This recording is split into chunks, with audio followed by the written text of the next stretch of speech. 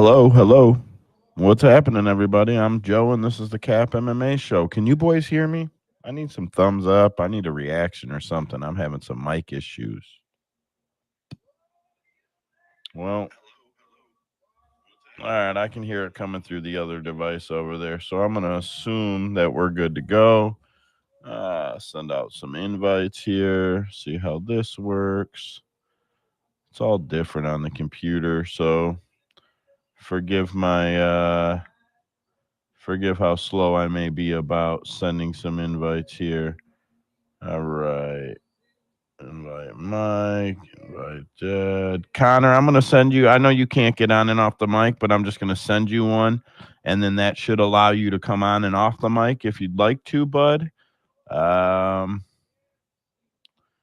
All right. And I'm going to try to get going here. See if anybody grabs a mic. It's very delayed on the computer. I'm glad that we're doing these last couple spaces in the studio setup before we try to merge.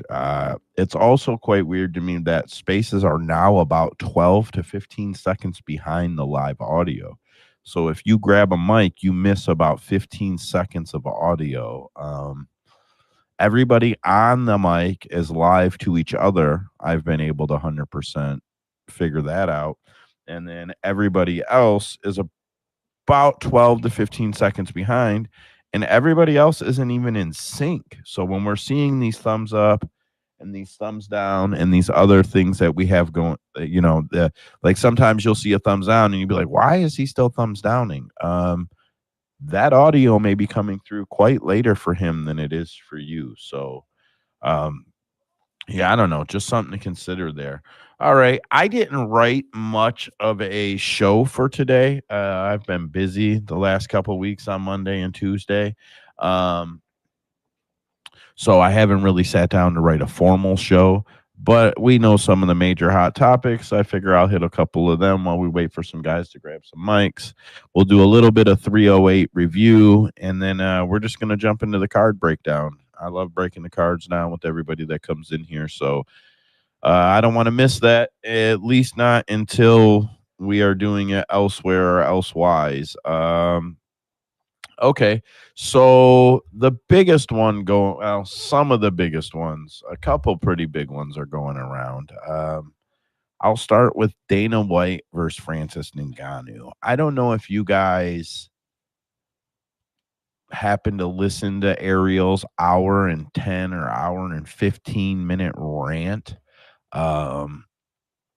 about how Dana is absolutely wrong, and he goes, he goes into high irritation mode about the way Dana is belittling Francis and the way he's talking about him, and why can't it just be, hey, we did business, we're not doing business together anymore, kumbaya to you, have a good one, good luck. And Ariel took a pretty strong stance on that. I'm a huge fan of the Ariel Helwani show. I consider his take right now, I don't want to say up there with Dana White's, as far as like relative to how it could affect things, but I listen to his opinion about as closely as I listen to Dana's. I've been listening to Ariel for a long time. Something that's probably got me a little bothered right now is that Ariel went hard in the paint for the way Dana is treating Francis after they part ways, but he coddles Don Davis, coddles him by the balls. Never ask him the hard questions. Never ask him, why do you go after Kayla?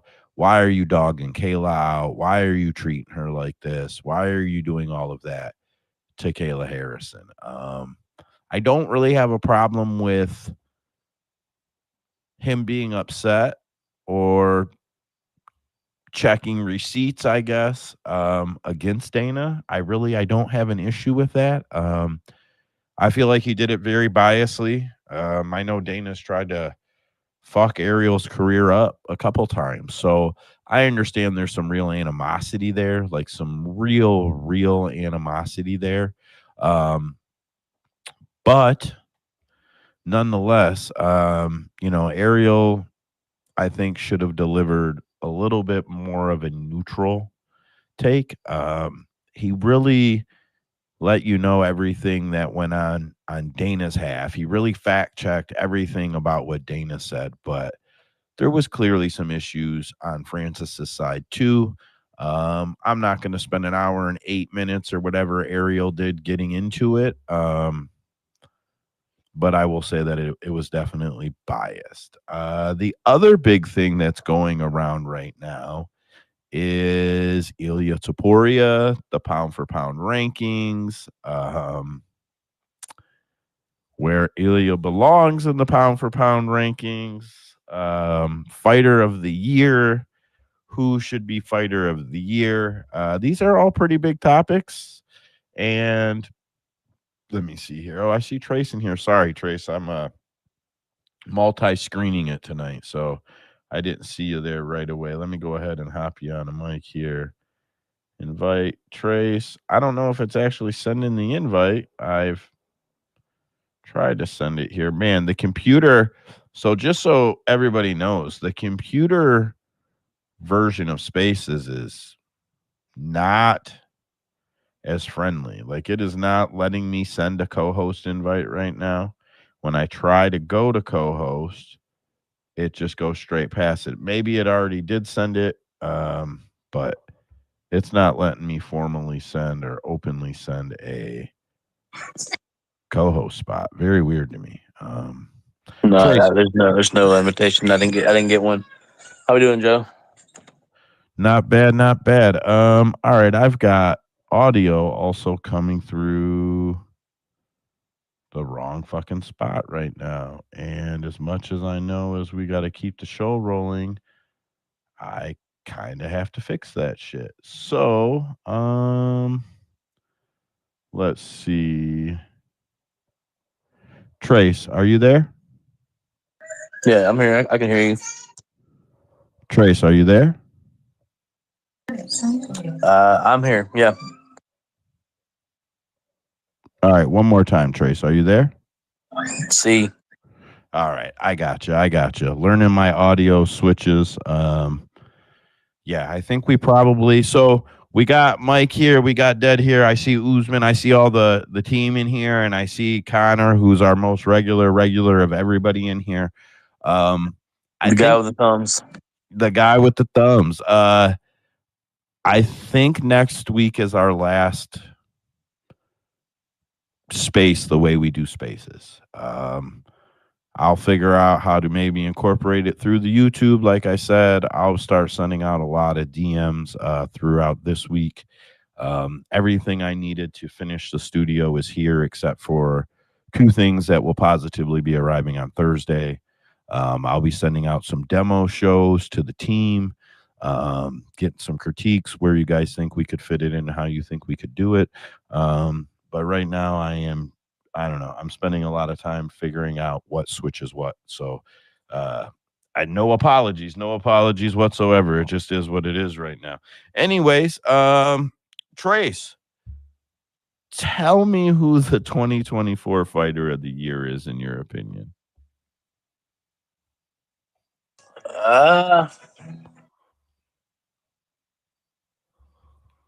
I mean, I guess AP's who comes to mind. Ilia Topuria. I mean, I feel like that's the unanimous top 2 for sure. I mean, it's one or the other.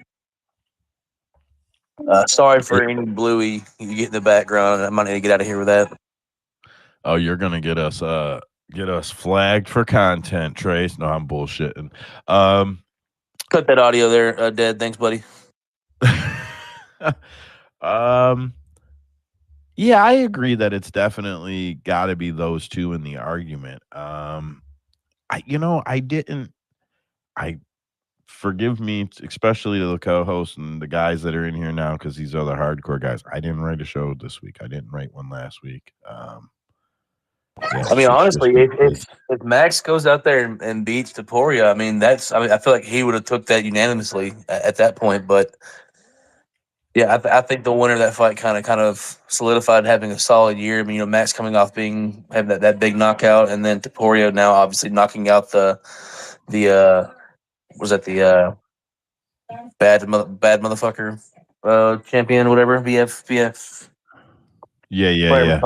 Whatever it's called. Yeah, so I mean, like, I don't know, man. I think resume for resume, you probably got to go for Topuria because the guys that he's beating are just like guys that not only are their names for a long time and big names, but they're also like guys that are in talks at not only featherweight greats of all time, but greats of all time in general. I know you have a whole argument for one side of this fight, but I do feel like Topuria probably should take it, even though I'm not a Topuria fan. So for me, my argument, and I put it in the chat earlier, my argument against Topuria is that Volk got knocked out convincingly, pretty badly by Islam. And then Ilia came in and did the same thing. So if the next guy comes in and does the same thing, well, then Volk was already wrecked when you got there. And that's maybe not fair to say, oh, well, I got to put that pause on it before I could award Ilia this or award Ilia that. But in reality, Volk may not have been the competition that he was 2 fights before you fought him when you fought him. Max is a big win. I got no argument for why people think, oh, knocking out Max is a huge. I got no argument for it. And I've been a guy who's bitched that Max Holloway has punched people more than anybody in the UFC. I'm gonna pause you on that one. For other side of the coin, though, Volkanovski. I mean, who's he lost to? He's lost to Islam, arguably the greatest lightweight of all time, and now he's lost to Topuria, arguably going to be one of the greatest featherweight of all time. So, I mean, at what point do we take quality of losses into consideration? I mean, it's not like Volkanovski is losing to bums. He's not losing to bums, but he has to see they get finished. So the fourth dude in a row that knocked BJ Penn out, was that impressive? I mean, all I'm saying is we've got to see Volkanovski in another fight with another top contender before we just saying that he's washed. You know what I'm saying? I'm just saying that strength of competition will always be in favor of the smaller guys, just because in that heavyweight division, the light heavyweight division, the bigger classes in general, the level of talent's not there, the roster is not there. Whereas when you're a champion at featherweight, lightweight, bantamweight, I would say those 3 divisions, you are fighting a murderous row of fighters. Like, no, there's that top 15 is just killer after killer, whereas there's not as much depth in the bigger classes. So we do have to take strength of schedule into consideration for Pereira. I agree with that. Trace, it will actually just not let me send you a co-host invite at this fucking point. Like, I am pretty. Oh, let's do it this way. Okay. I get it. Okay. So strength of schedule. All right. First thing I need to say is Ilia will not get the Fighter of the Year award because it ended July 1st. Like it does every year. Like it always has. The EPSIs, I say it wrong. ESPYs, the ESPYs, the World MMA Awards, whatever they are, by Fight Mag. That's who controls the MMA world or World MMA Awards, the big ones, the ones that have considered the big ones. They go from July 1st to the last day of June the next year. That is what is considered. That is where the criteria lays. And for that reason, Ilia does not have an actual chance at winning Fighter of the Year for 2024. It's not there. He'll win it like Ariel Helwani's on the show award. And like, I like Ariel, and Luke Thomas is on the show award. And I like Luke Thomas. I don't, but I'm trying. I'm trying to like. I was going to say, you might be the only person to like those 2 people in the world. Yeah, I fucking hate Luke Thomas, but he's been wearing on me lately because some of his takes. Usman practically has a guest spot on his show at this point. Take it easy on the guy. I know that's why he's been fucking wearing on me, bro. I've been seeing him in Usman's conversations, and then I'm like getting involved in the conversations. Fucking Usman's out there bridging gaps and shit. It's just what he's doing. In the MMA community and the horny communities. So AP is the 2024 Fighter of the Year, but for the sake of the argument of or a conversation of, well, what if it was from January 1st to December 31st? Okay. If strength of competition gets Ilya there with 2 fights, Sean Strickland's Real Adesanya gets Drakus there too. Those were both this year. And don't tell me Izzy's already a Hall of Famer. He's a walking fucking Hall of Famer. They haven't inducted him yet. He's a walking Hall of Famer. Sean Strickland absolutely decimated Izzy. He has a phenomenal record. He's a hell of a fighter. Sean is likely on his way to a Hall of Fame career too. So, okay, now we're going to talk strength of competition. Cool. I give it to DDP. He beat the shit out of fucking Sean Strickland and Israel Adesanya. That's my guy. I'll be honest, I'm really just playing devil's advocate here, but my point is a 2-fight sample it doesn't get you there for me. It won't. You're giving me 2 fights in the title, 2 fights in the year, and none of them are fight of the year. Performance bonus, great. No fights of the year. So I don't know, man. I'm having a hard time giving it to Ilya. Yeah, whatever. It is what it is. I'm a fucking hater, I guess. I'll take it on the chin. I'll also say that AP is pound for pound.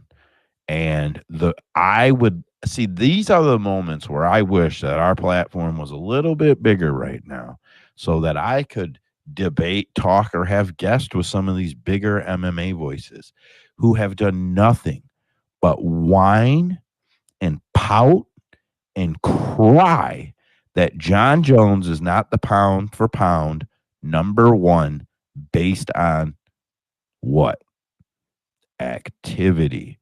I have heard at least 3 journalists actually cite activity when talking to Dana at post-fight press conferences, but he's not active. And I've literally heard Big John, Ariel Helwani. I can't say Luke Thomas for sure, but I'm pretty certain Luke Thomas. I've read a tweet of his where everybody references that it's an active ranking. It's activity is the number 1 criteria amongst winning. I've heard a couple of people say it that exact way. So if that's the criteria, then the schedule goes to AP. He put down 3 title defenses in the calendar year. And if we're looking at the actual criteria months, it was 4. And I'd also like to point out that if you're looking at I would have to go look it up right now, but I'm pretty positive that if you look at Ilya Topuria, if you go July to June, which is the actual fighter of the year criteria, I think he's only had 1 fight per year for the last 3 years. Ilya's hasn't been very, very active over the past 2 years. He could have had another one before that. It could be 2 and 3 years back, but whatever.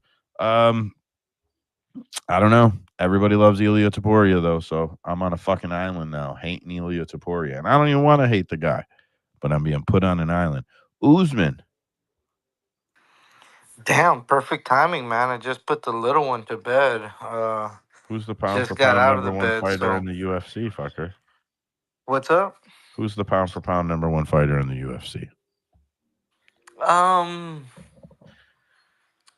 I don't like it, but I kind of still got to go with Islam, man. Fair. I kind of got to go with Islam. Very fair. Like, if I'm gonna take in all accounts, I ride for John Jones just as much as you do, but hey, the guy hasn't fought. Whether some people want to disqualify him from the rankings completely or not, it's at least gonna bring him down to number 4 for me. Um, Islam has been somewhat active. It's not like he's been completely just 1 fight a year or something. His striking has looked good. His grappling is also obviously elite. And I think pound for pound is, hey, who at any weight class, which level of your skills do they translate at? And Islam's up there, man. For number 2, man, dude, I really don't know if we go Pereira or Topuria. And the only reason why I'm saying that is because, once again, we're talking about skills across all weight classes. We know Topuria has the grappling and the submissions in his background, and Pereira's just got that beautiful striking, crazy power. And I've been bringing up how he's making gains in his defensive grappling, but enough to be number 2. I don't like. Let's just say he goes and he fights Magomed Ankalaev and he gets a submission or stuffs every fucking takedown and maybe gets a little bit of top time. Hey, that bumps you up. You know what I mean? But I'm gonna go Islam, Topuria, Pereira. So I believe it sits right now Islam AP John Ilya. I believe that is the pound for pound right now. Then it goes Bilal, Dricus, Marab. Man, if it were a power ranking, which is what the pound for pound is when it's done by the media, me and Connor fucking go at it all the time. So if I'm looking at it as a power ranking, if it was the men's power ranking, I think it's AP, Bilal, Islam, Dracus, Ilya. That would probably be the top of my power ranking. And I'll be honest, I'm having a hard time not putting Tom Aspinall in there. I just don't know where I'd put him. There's pretty good argument that Tom could maybe be number 1 on that list. If I'm pulling John off, because it's a power ranking and John's not active. He's not. So fair is fucking fair. Yeah, I mean, Ilya had 2 fights this year. Islam, how many times has Islam fought this year? Has he fought more than once this year? He fought twice early, right? I thought it was twice early. I'd have to look it up right now. I think he fought twice early this year, and then Ramadan or whatever they have go on, and then he wanted to get one. He rushed to fight Alex right before Ramadan. I think I don't remember. I don't know. Oh man, Islam has only fought once this year. Yeah, so there, if we're going power rankings, Islam's not even in the top 5 in my opinion then, because you're competing against other champions, and for power rankings, champions are definitely going to rule. So you're competing against other champions. So it's got to be AP, Bilal, Dracus, Ilya. No. Tom has got to be above Ilya. How many? Yeah, bro, that's tough. Power rankings are tough. Like I don't give these guys too much shit. You don't actually hear me bitch too much about it, other than the fact that it's not a pound for pound system. But if we just treat it like a power ranking, it's hard, man. It's a hard fucking system, and there's just no way around it.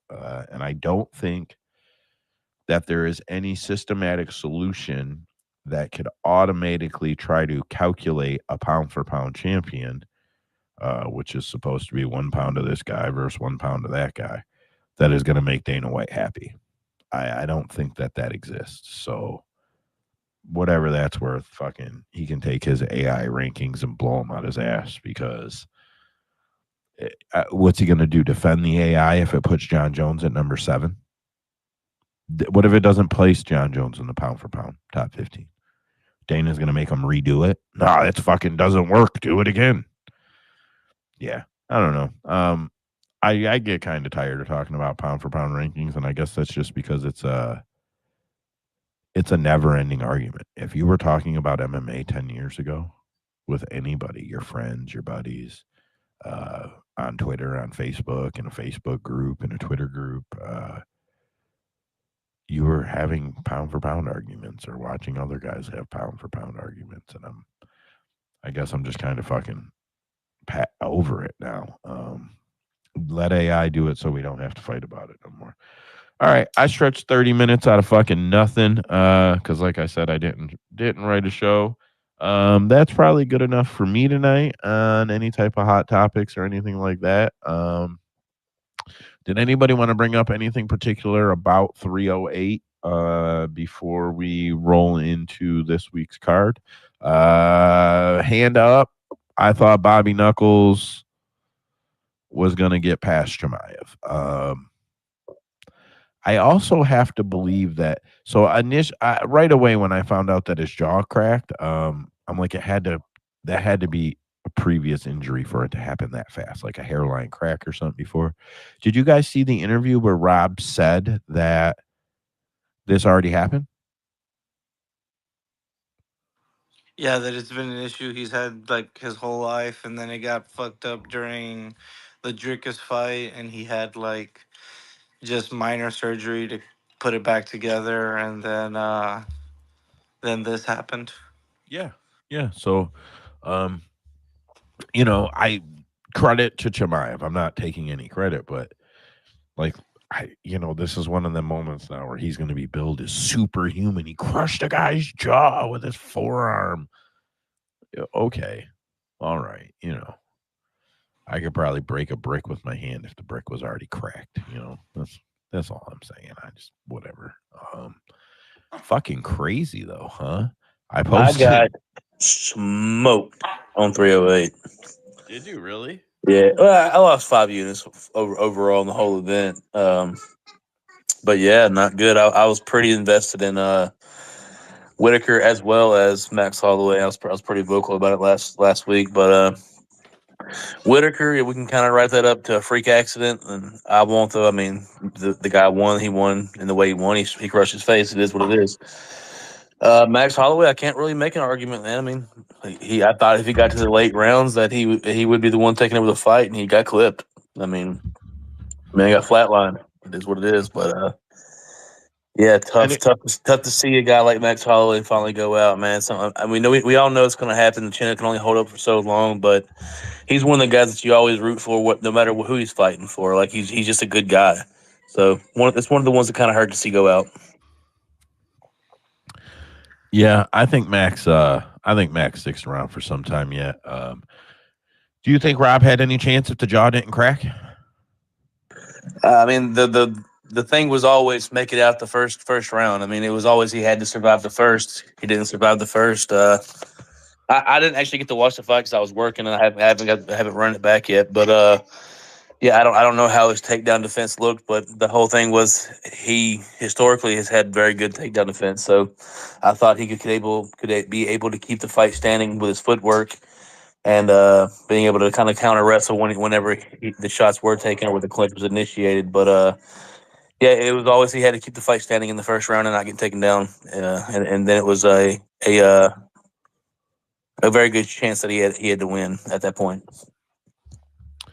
I think he would have made it out of the first if the jaw didn't crack. I'm not saying he would have won the fight at this point. Even though I was on Rob, I'm not saying he would have won the fight. I just am saying honestly and sincerely, I think he would have made it out of the first. I don't know how much farther than that he would have made it. Usman. Yeah, man, we had a pretty good night. Went up 10 units on UFC 308. Nice. Three parlays straight out of the gate with Kennedy over on the first three, and then Hinat, Ismail, Basharat, Kennedy, and then just a mix of those four. Also hit some good dogs on what's his name, Rebecca. Who else? Yeah, Rebecca. good call on Rebecca. You were the only one of the few people that I heard that was vocal, at least early on, about being Rebecca. So good call on that shit, brother. I mean, it also helps when you hit those parlays early to just go, fuck it, we're slamming Rebecca at plus money. Another one, I always get these line flips for you, man. The two this week were Ismail and that Rafael Kerkera, or however the fuck you pronounce his name. Ismail hit as a line flip. So when it came down to that Ebo fight, then the odds just tell me from what we've been collecting that the second line flip is gonna fail if the first one hits. So we just slammed Evo, and I believe it was like plus 114 or something like that. Got a couple of a good dog line on that one. I did want to ask y'all though, who did y'all score the fight for on Murphy versus Ige? Because I fucking put in a good little amount on Ige, and thought I got screwed there. No, you didn't. You lost that money, bro. I mean, I wasn't watching. I was at my daughter's birthday party. I Oh, was. okay. So it was it was 1-1. 1-1. The third round was back and forth with the grappling, but at the very end, Lerone was able to get up and land some damage. That was the difference maker.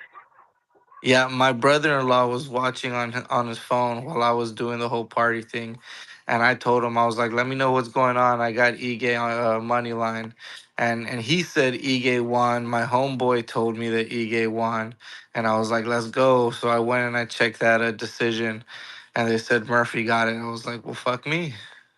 Yeah, no, the grappling was pretty back and forth. Ige was getting the better of it, but it was literally like the last minute. Lerone got on top, landed some shots, and then once they got up, he just started letting go. So he stole the round at the very end. But if he didn't get up, it was very possible that Ige should have won that fight. So not the best look for Lerone Murphy is what you're saying. He didn't look impressive in this fight. No, he. Well, I mean, it's Ige. It's hard to just. It's Ige. Yeah, Ige's a gamer, bro. That dude, nobody just blows him out the water, really. So I get what you're saying.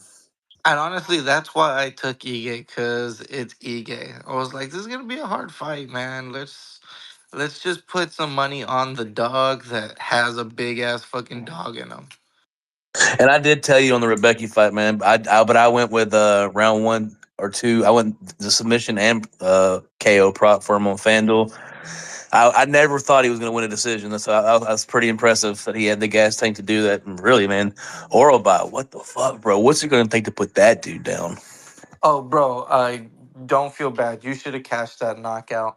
That eyeball was.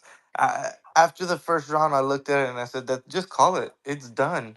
It's fucking done. That you can't see his pupil. There's no way he can see out that eye." But he predicted the number 2 correctly, so he gets to fight. I was yelling at the TV the whole time, man. He just kept circling into that punch and made no adjustments and just kept doing it. So I don't know. That fight was over with after the first round.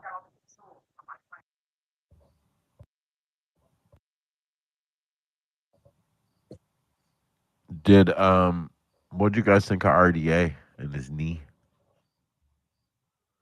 Honestly, man, it was always going to be a long term game for him to win. Like it was going to have to go a little late for him to wear on him and win a decision to win the late rounds against Jeff Neal. But man, Neal was bringing the fight to him, dropped him pretty early on in the fight, and then was out muscling him in the grappling. If Neal's cardio holds up, he probably wins the easy decision in that fight, if not getting the stoppage late.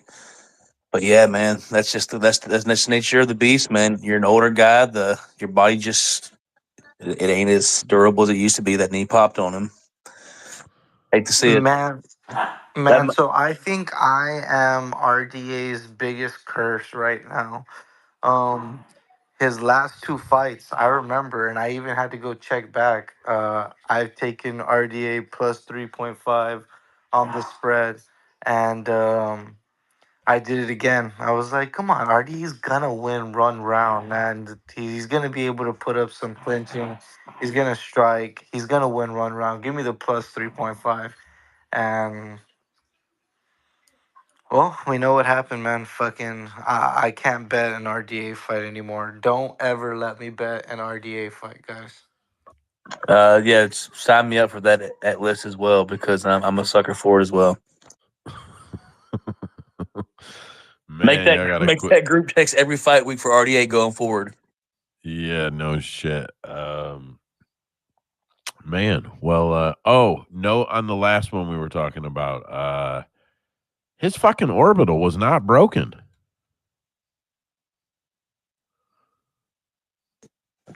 I saw Dana say that it was just fucking soft tissue swelling and there was no break. Yeah, I was like, Well, if what? that's the case, that means he's going to wear that damage pretty regularly against a good striker, man. There's a lot of opportunities for him to get stopped in fights. They fucking yeah, he got his eyeball Joanna foreheaded. I don't know a better word to say it. Usman, it tells me that you have your hand up. I don't know if you do, bro. The computer shit is so behind on spaces. It's fucking wild. No, I don't have my hand up, brother. Right on, right on. You guys ready to jump into the card? The card? Fight announcements now or after? Let's do them after. We'll close out. Give us something to bullshit about for a few minutes. Are there a bunch of them? Oh, we missed last week, so I'd have to count exactly. Would you say about 20 minutes worth? I would, yeah, for sure. Yeah, kick it off now. Let's go. Let's just kick the card off at 10 like normal. All right, that's cool. Let's do that.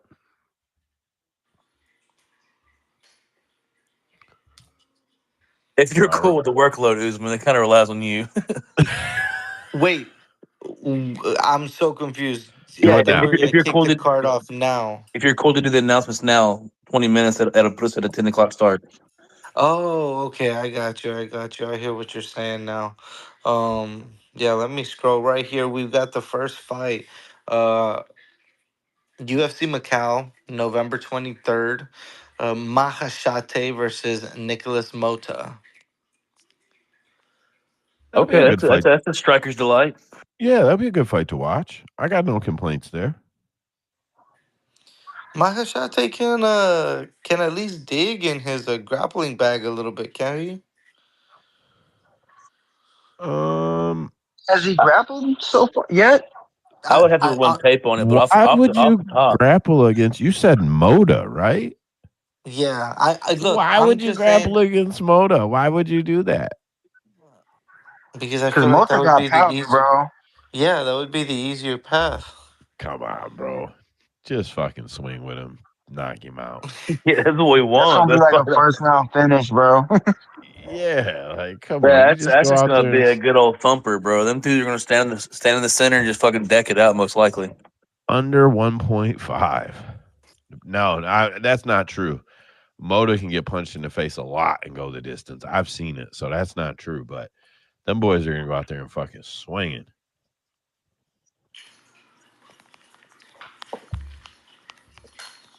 Okay. Talking about guys that are gonna go out swinging. UFC Vegas 101, January 11th. Jose Johnson versus Felipe Bunes.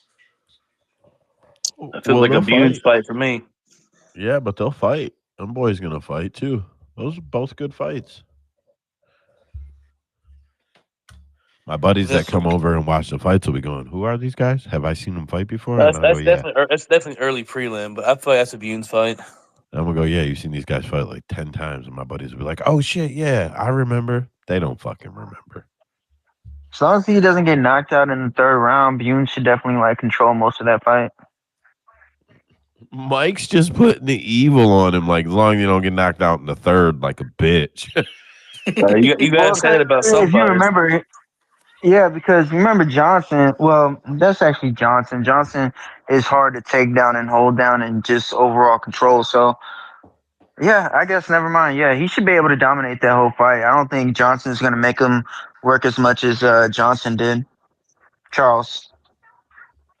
Yeah, I know what you meant. What else you got, Usman? This one a little more inspiring to talk about. UFC Saudi Arabia, February 1st. We got Ikram Alaskarov versus Andre Muniz. Damn, that's a good one. Yeah, curious to see how Ikram recovers from being fucking flatlined too. I mean, I feel like that should be a good spot for Ikram, though. I mean, I'm spacing the guy's name right now, but he kind of struggles after the first round. He's a good, solid round one fighter, decent striking, and very dangerous on the ground. Obviously, his striking is definitely starting to catch up a little bit, and he does seem to have power. But after round one, he kind of fades, man. But it'll be a car crash in the first. You read my mind, Trace, because I got real excited for a Andre Munhoz announcement, and then I'm getting flashbacks right now of him fucking getting beaten by Paul Craig, Yes, and sir. oh man, I feel gross right now. I don't want to talk about this anymore. Yes, sir. Exactly. That's what exactly comes to mind. Like, Like, it looks like solid that it, first round, man. But God, I saw it in my head and I wanted to throw up. This fight is going to be an absolute banger for about 2 minutes and 35 seconds. Jakar Close versus Joel Alvarez, UFC Tampa, December 14th. who is the second Bro, fighter? Who Alvarez? Damn. Joel holy Alvarez. Joel that Alvarez. Woo! Rest in peace, Jakar Dude, Close. bro, I you know, ain't bro. named a shitty Alvarez is fight a yet killer. either. The UFC's racking them up right now, bro. You ain't named a shitty fight yet. They're trying Joel's to just over start there. off with a bang. Joel's like, what am I going to do? Am I knocking him out or am I submitting him? I'll just figure it out on fight day. Yeah, that'll be a good Oh, fight. I can see them fucking swinging and banging for the first minute, Oh, and then dude, Jakar gets hit hard, with a goes for a knee. takedown, Dude, it's going to be guillotine. a knee. It's going to be a knee. Jakar, he overextends on his punches when he gets excited, and I can just see Joel coming up the middle of the knee and cracking him. Yeah, if Jakar was smart, he probably just utilized his wrestling because Alvarez doesn't defend takedowns. But he doesn't defend him for a reason, bro. I He's I gonna know, go I for them know, I know. subs. It's scary. Did anybody order a shitty heavyweight fight? Because you cursed us, Joe.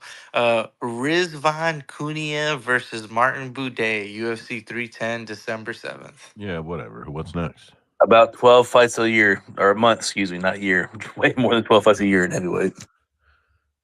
Fuck. Honestly, you done fucked us, Joe. Magomed Ghazi Yusulov versus Bruno Lopez, UFC Vegas 101, January 11th. They were just like, you Wait, know what? Fuck it. Never mind. Fuck all them good who, fights. Here's all the shitty ones that go with them. You know what's crazy? We're who, at a point in UFC now where I can't put faces with names sometimes now. Crazy. who'd you say though? I didn't hear that. Who's fighting Bruno? Magomed Ghazi Yusulov. That's, oh, He, okay. I'm pretty sure this is his debut. He's a Dana White Contender Series boy, I think. No, no, no. It's not his debut. No, this is his third fight, right? Yeah, Ghazi Azulov should win by decision. Hey, you know what I see with these two heavyweight fights, Martin Buday and Ghazi Yusulov? Over. Overs. Over. Overs. Over, bitch. Okay, hopefully this is a little more fireworks and a little more fun. Abdul Razak Al Hassan is fighting Cesar Almeida, UFC Vegas 101, January 11th. That's a good Damn. fight. That's a banger. That's fun. It's a round Yeah, one fight. yeah, that's a good fight. And if it's round one, it's Al Hassan. Yeah, I can't I disagree don't with know. that. I think that's just a good fight. I'm excited for that one. That'll be a banger. Um, Another good one right here. Has Daniel Marcos lost in the UFC yet? I think he lost, but he won the decision. I'm pretty sure is how it went. He You're had talking a about the very Davy Grant fight. yeah. He had a very questionable win, and I think it was Davey. Nah, he won that fight, man. He's like But 15-0-1 or some shit like that, right? but has he Yeah. lost? No, his questionable win was against Davy Graham, but I think he won that fight. I mean, I think I had a bet on Davy Grant. Was super pissed. Yeah, I did too, and Um, that's probably why I scored it for him. So at big dog odds, right? Well, anyways, Daniel Marcos is fighting Saeed Nurmagomedov, UFC Tampa, December 14th. Dang, that's a step up bro. there, son. That's a big step up. Who'd you say? Say that fight again? Saeed Nurmagomedov versus Daniel Marcos. If they even give me Saeed even just a slight bit of a playable line, I'm playing the shit out of Saeed on that one. Probably a round 2 or 3 submission as well. Nah, I Yeah, think bro. you'll He's a get him net like grappler, bro. I think you'll get him like minus 275, 350, somewhere around there. against Marcos? I don't know. I mean, that's what I think the line will be. People are gonna run to If bet if him I can get him at just minus because he's a 180, Murgamagamagamov. if I can get him at minus 180, I'm tickle me pink, bro. I'm going 5 units on that fight. He hang on. Who do you got on that one, Mike? I'd have to go Saeed, man. It's hard. It's hard to bet against Saeed. I knew when he was going to lose against Martinez, but it's just stylistically, man. He is a problem for a lot of people.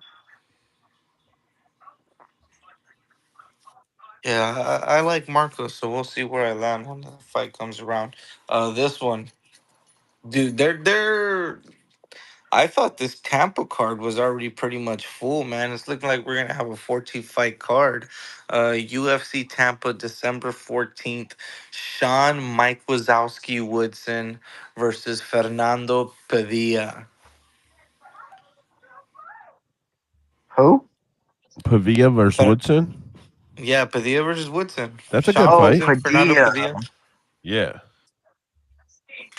that's a That good fight. that that's gonna be great. Hell yeah, that's a good fight.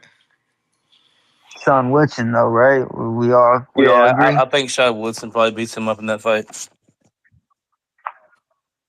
I would say he should be the favorite, but I'll be excited to see it. I want to see what Padilla's got, John Woodson what he's gonna he bring looks to the really table. good, and then he looks really bad. So it really depends on what version of him shows up. Well, he's got to pay for his mom's gambling fees, so he's dedicated for sure.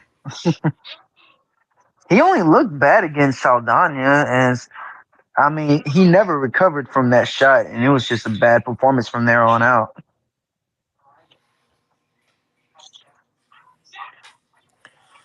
So Johnny Walker's an absolute goddamn liar. UFC 311, January 18th. He will be back fighting at light heavyweight against Bogdan Guskov. Yeah. You So just you got to go Bogdan KO. Yep, yeah. Bogdan KO. Listen, I'm betting Walker to lose by KO every fucking time he fights until he quits fighting in the UFC.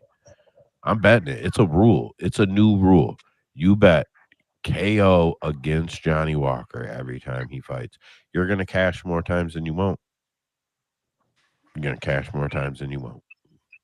I had heard somebody say that it would be best for Walker to leave the UFC and go to PFL and try to cash that $1 million. 100%. And I think, no, bro, no. I No, think, he's not going to win that.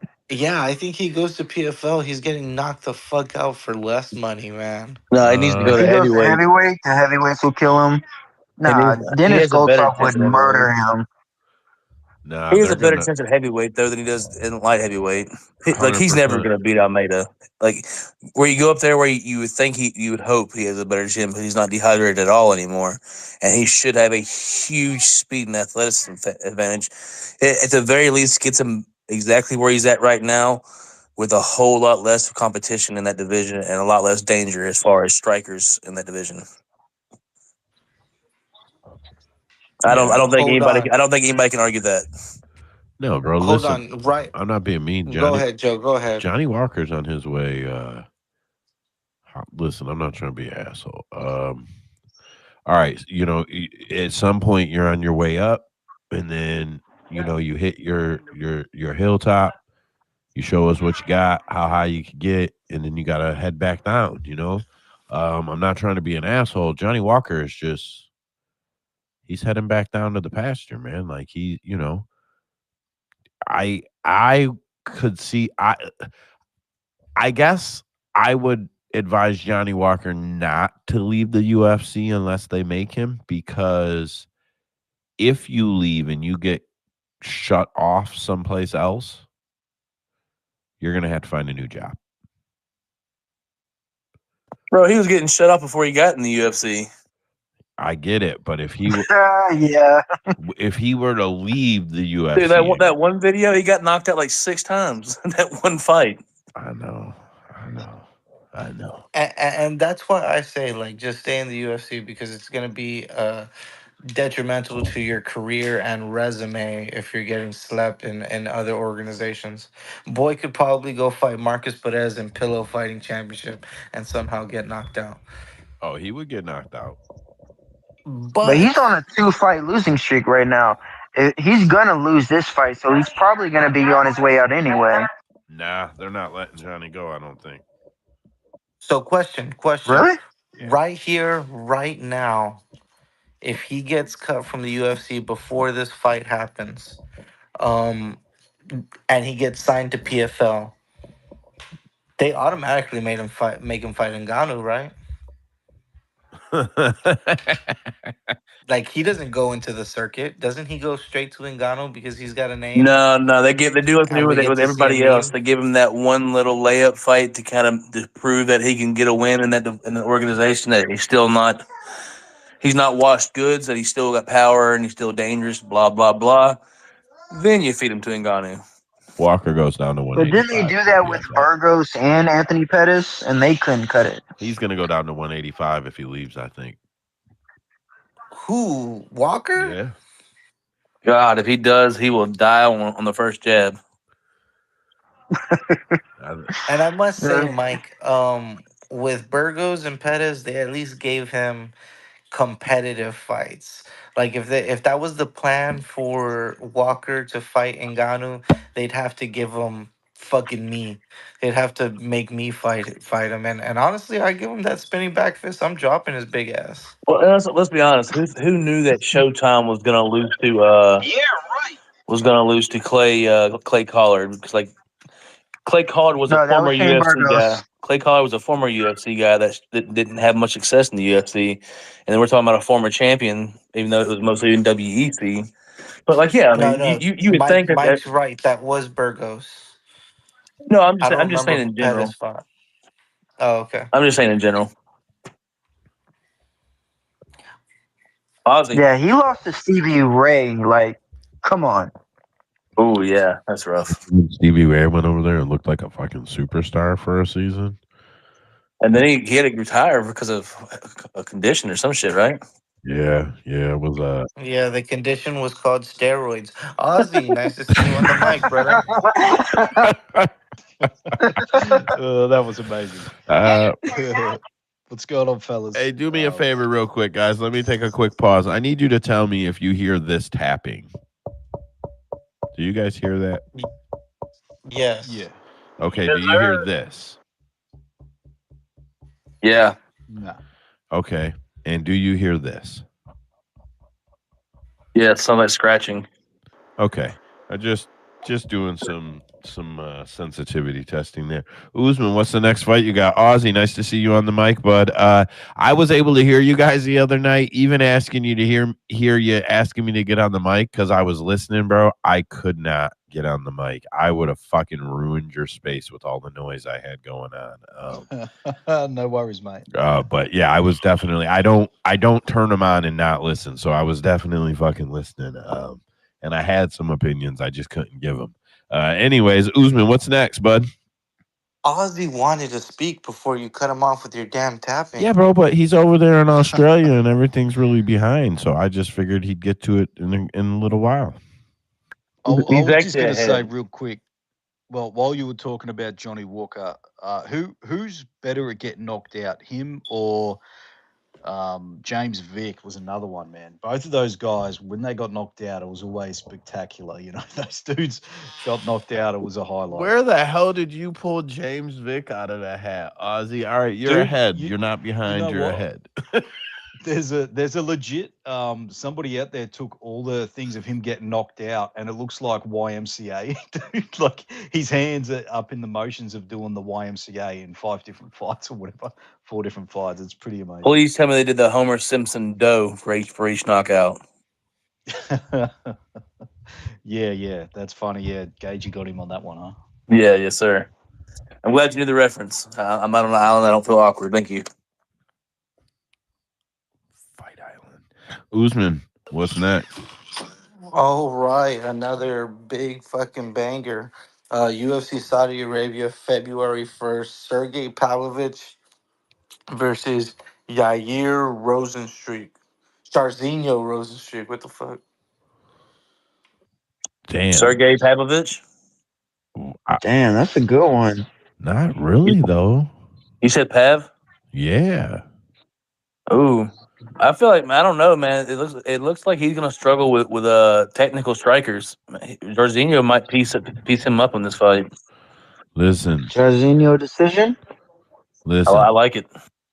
Three rounds, right? Jarzinho decision unless Pav sticks his long ass arm out and puts his hand on Jarzinho's forehead and just holds him that far away. Jarzinho's arm's too short to fight Pav. Pav gonna knock him out. That's he'll leg kick the shit out of him. That boxing stance gonna be a problem, dog. Nah, bro, he won't have enough time with Pav. Listen, Pav's weakness, if you want to know, and I think I've said this in here because you can see it. He only gets beat by guys who have, or gets hit by guys who have reach on him. He doesn't get hit by guys who don't have reach on him. He's too big, too wide. He just throws too big and too heavy. Rosenstruck ain't got the reach, man. Unless I'm tripping, Rosenstruck won't have the reach. Pav literally only struggles with people who have reach on him or close to him or similar to him. If Pav's got 3-4 inches on you, you ain't beating him. You ain't even gonna hurt him. So I think that'll be Rosenstruck just getting knocked the fuck out. I'm betting Pav KO. I don't care that he got beat. I'm betting Pav KO. I don't think you're probably not gonna have much value on that line, brother.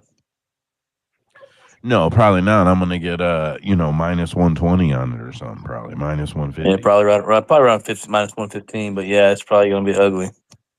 But he's probably gonna get with 17 over 1.5, so he'll fucking get some plus money somewhere. Plus 10,000, bitch. Let's go. All right, and we've gone over the time by 3 minutes. Just finish it off with the last one. Charlie Campbell is out of his fight with Mauricio Rufy, and he will now face James Lontop at UFC 309, November 16th. Murphy's out of the fight. Murphy? What? Mauricio No. Rufy, the fighting nerd, Right. Brazilian Connor, is fighting James Lontop at UFC 309. Oh, dude, Charles Murphy dodged a bullet. Charlie Campbell. Charlie Campbell? But yes, Am I tripping, dog? Yes, the Campbell. Yeah, you're tripping, bro. Alive, yes. Charlie Murphy. No, we were always betting Rufy anyway. Come on. Rufy against anybody, you bet Rufy. Look, Charlie Murphy, Charlie Campbell, Charlie whoever the fuck ever. If they got out of the fight with Rufy, they dodged the bullet. It don't matter who it is. Bro, I wish I had my other computer. I wish I was in front of the other computer just so I could have busted out some Charlie Murphy sound clips real quick for your ass, bro. Dude, James Lontop has FFC tattooed on his fucking neck. Boy, He's going back to FFC, you're bitch. knocked out in round 1 and get back to FFC. That's like getting county jail tattooed on your neck. We know where you're going, bitch.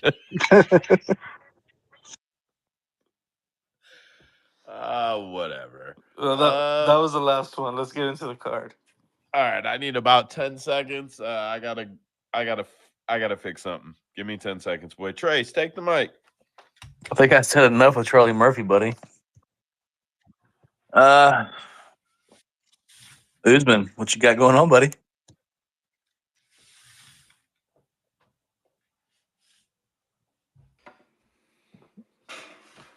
You guys want to hear me bang fucking pans and pots together as I put them back in the oven? No, that's not what I think you were going to finish that sentence with, Usman. Good.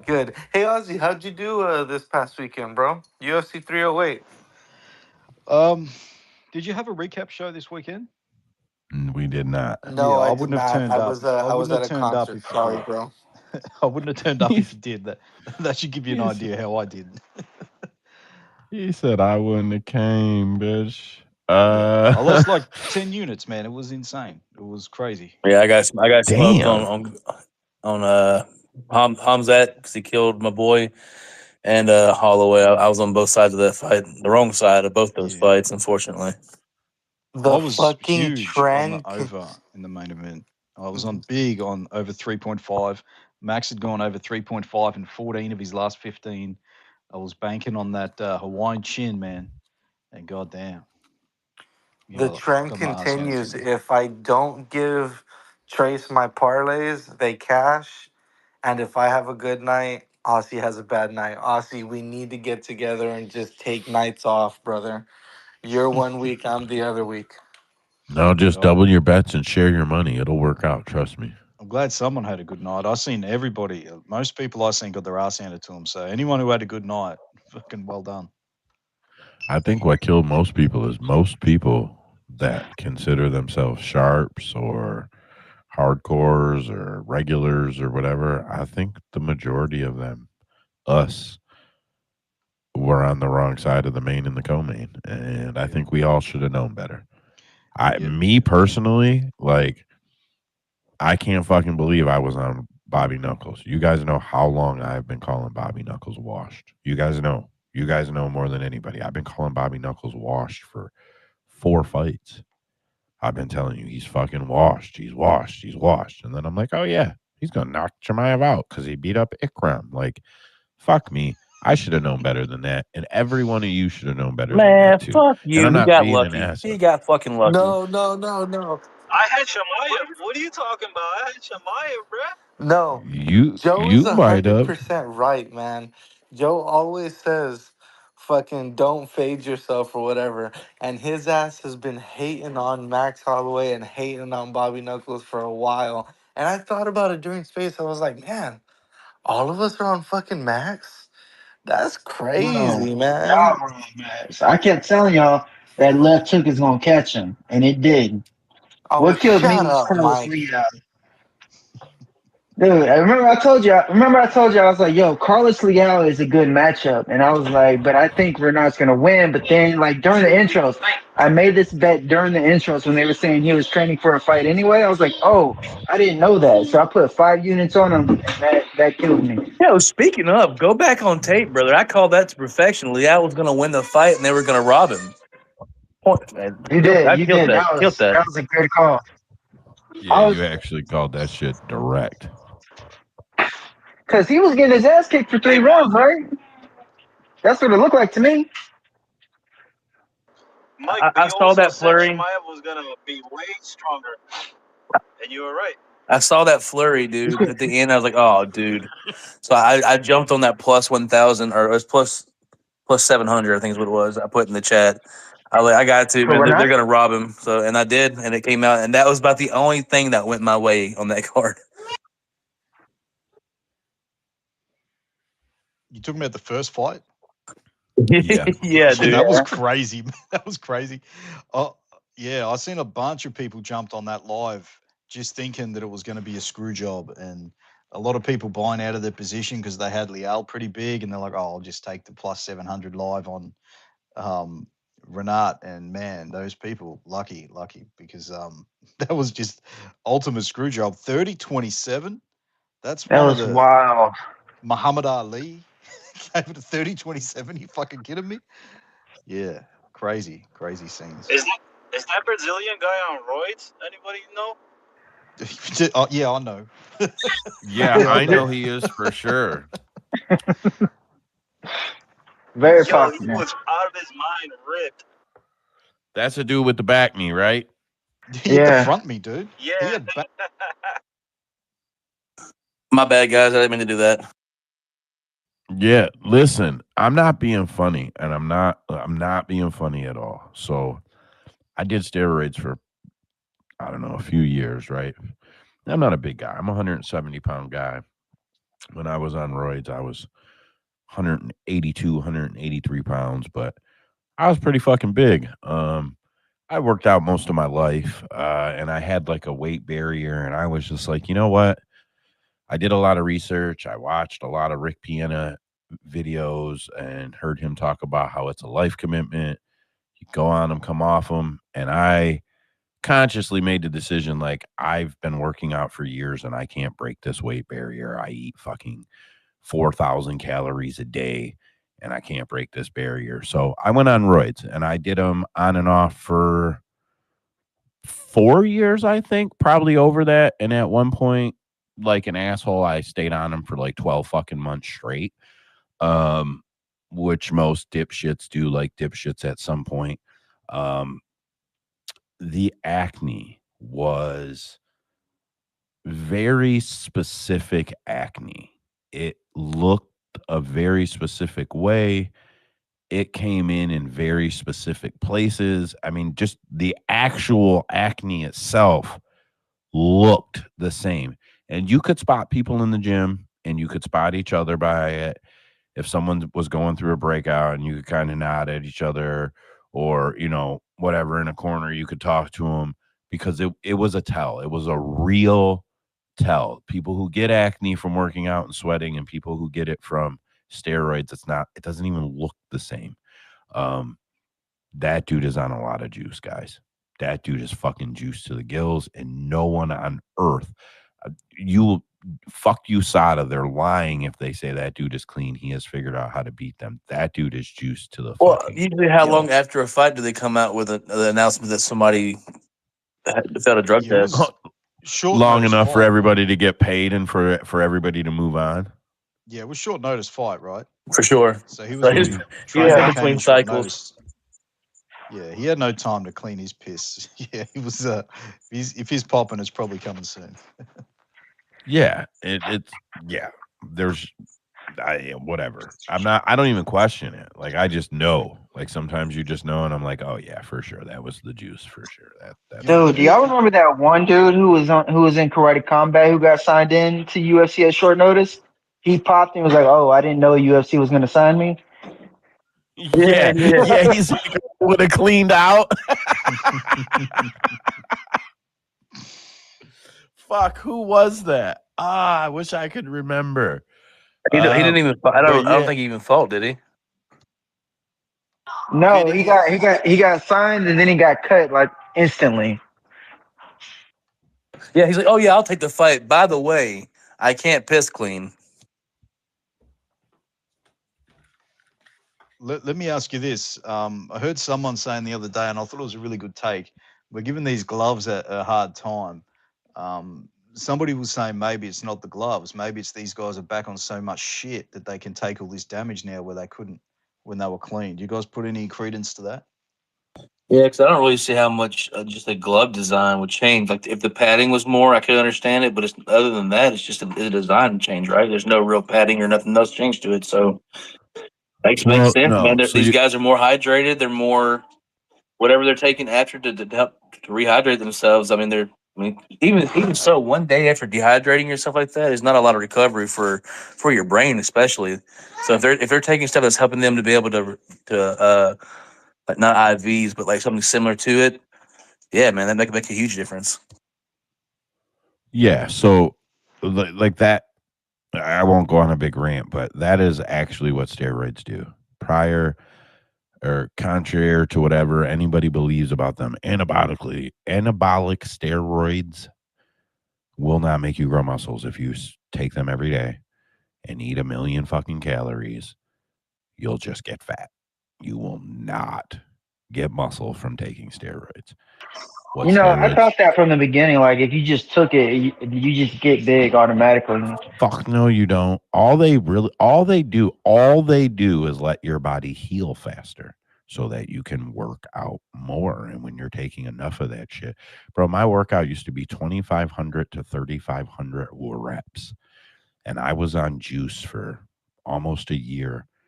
And at some point in that fucking out of my mind cycle, bro, I went to the gym 3 times in one day and did 3,500 reps every fucking time I was there. You just think about that for a minute, bro. The trainers walked up to me and they're like, bro, you can't be here. You can't do this. You can't spend this much time in this gym, bro. If you fucking fall over, we're going to get in a lot of trouble. And I was pretty big at the time, and I was full of juice, and I'm sure he knew it. And I looked right at him. I'm like, all right, but I'm not leaving. I just won't do it again. And he was like, fuck, all right. But yeah, so they just let you work harder. Like, bro, I did that. I did 3,500 reps at like 6 a.m. Then I did it at like 2:30 in the afternoon. And then I went and did it at like fucking 9 p.m. before I went home and went to bed because 3,500 reps took me about 2.5 hours. I worked like a fucking animal, bro. But I was able to do that because of the amount of juice I had to recover. So to solidify or go back to whoever said it originally, yeah, 100%, bro. If you're on gear, you're taking a punch better. Your body is going to recover from that punch better. Not even a question. If you're on too much gear, you're gonna get punched and you're gonna fucking pass out immediately. But no one in the UFC is on that much gear. No one's doing that much shit. It's just not happening. You're really selling it to me, Joe. I'm thinking, I might join. Why not? I'll jump on a side. Bro, they're the greatest. No, Aussie, no. Steroids are the greatest thing you'll ever do. As a man, I don't care what you think. Oh, I'm a fucking man. I feel as good as I did when I ever did. No, you don't, bitch. Go do testosterone for 2 weeks. You'll be hooked. You walk better, talk better, fuck better, think better, sleep less, sleep better, shower better, look at your wife better. Fucking everything you do better. And you're like, that's not possible. Fuck you. Go put testosterone in your body for a couple weeks. You'll learn that I'm not lying. I'd be stupid not to do it at this point, Joe. Dude, Chael Sonnen tells fucking Daniel Cormier to do it like every week. Haven't you ever heard him? You're right. I could be Chael Sonnen. I like what you're putting down, Joe. Yeah, whatever. I don't recommend it for anybody. Anyways, all right. I went off on some rants because someone brought up some shit that I go off on rants about, I guess. You guys ready to get into the card? Let's do this. Let's do it. Take this. Been waiting. All right. UFC. Let's see. Let's get it all up here. I don't want to be all behind. So I don't know what fight night this is. It's Moreno versus Albazi, UFC fight night, but I don't know the fight night number, and I usually know that. I just don't have it this week. Whatever. Is this Apex 100? No, it's Edmonton. Oh, all right. I know Apex 100 is coming pretty soon, and that's all. All right. First fight on the card is Jamey-Lyn Horth versus Ivana Petrović, if I said that correctly. Ivana's going off at plus 165. Jamey-Lyn is minus 204. That's 30 books reporting for 6 days. Those are the average odds. While I do think the fight is lined correctly, I don't have much interest in this fight. Both girls came in full of steam into the UFC. We've seen them both take an L. Both of them are most likely to go the distance. I guess I shouldn't say I'm not betting this fight. I shouldn't say that. The over will definitely make a parlay for me. But short of that, I have no interest in this fight. Mike, what are you playing on this fight? Yeah, I'm sticking with the over too. I think you said Horth is the favorite? Yes, sir. Yes, sir. Okay, so I would, in that case, I would probably say the value's on Petrović, even though she had she didn't have a good debut, and she went up against a fighter that is known to fade after the first round. I still think this is kind of her wheelhouse. I think she'll be able to take her down and dominate because she is the bigger girl. But yeah, I think they both pose a problem to each other. Jamie with the striking, Ivana with the grappling. So I would just stick with the over because I don't see them finishing each other. They're both tough enough to handle what their opponents have. So just stick with the over for me. Fair enough. Trace, what are you playing? I didn't know the event was in Canada, but that makes a lot more sense then. Well, I feel like you could probably fade this whole card from a betting standpoint, honestly. It's not a lot of fights that really make me want to bet on the card, at least not without seeing lines first. I do think Petrović is the side at plus 170. I was looking at her already. Honestly, I think mostly a lot of the push is coming from just Horth being the hometown or home country girl. So I tend to go with the grappler in most 50-50 fights. So, yeah, I would probably be on Petrović at dog odds. But definitely taking the over. I may play Petrović, but at the top of as of right now, I would probably just take the over as well. I do You like, said she's plus 170? yeah. Okay, bet Petrović, everybody. Yeah, you can get her at plus 175. I thought it was closer than that. Damn. Plus 180 at bet. It says Bet Online's got her at plus 180. I'm scrolling through here. I'm looking at all of them right Yeah, like now. I said, y'all know how I like to bet my dogs and them, especially those low level women's MMA fights. And this one definitely hits that. But yeah, this dog are passing this fight for sure. Usman's taking the over. I don't even got to ask him. See, he's taking the over. He's not even on the mic anymore. What the fuck happened there? Ozzy, do you have anything on this fight, brother? Nah, man, I ain't touching this one. 14 fights on the card. There's way better places to put your money. For sure. Mike, any last thoughts on this one? No, that's it. We covered it. Yeah, ain't much more on this one. What's up next is that's the Cody Gibson versus Chad Anheliger. Chad Anheliger. Go ahead. Anheliger. Yeah, bro. I ain't got the tongue for that shit. I got you, brother. I ain't gonna. Yeah, I know you do. You're gonna save me probably. I should have most of this card. All right, what are the odds on this fight? Anheliger is plus 155. Cody Gibson minus 192. You know, I'm riding for Cody in his return here, in his return ride. I am Team Cody, so I'm voting for Cody, but I'm not betting this fight at all. Got no interest in betting it whatsoever. Trace, what are you betting? Yeah, man. I want to root for Cody Gibson. Like I said, we had him on the show. Tough alumni, second stint in the UFC. But man, it has not been fun to bet on this guy here in the last couple of fights. He put on a barn burner with Brad Cantona, and you kind of thought that he might be that guy that can push that pace and keep it going, but he really hasn't shown that since that fight. Man, yeah, it's probably dog or pass for me, man. I would definitely take the over here. This fight probably goes to a decision. Yeah, even in a close fight, like I said, Anheliger is also another Canadian. Maybe you find this fight goes to split. It could be a close fight. I like I said, the line's minus 190 for Cody Gibson is way too wide. This should probably be closer to a pick'em. I think a lot of it's just that I'm pretty sure Anheliger's up there in age. But yeah, he's shown good power, good striking, good footwork. So yeah, I'll take a dog shot on Anheliger in this fight.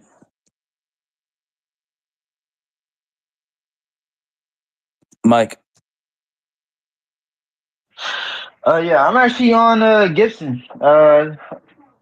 It's just the pace, man. The pace, his size, his everything. I think he's just going to be able to overwhelm Anheliger.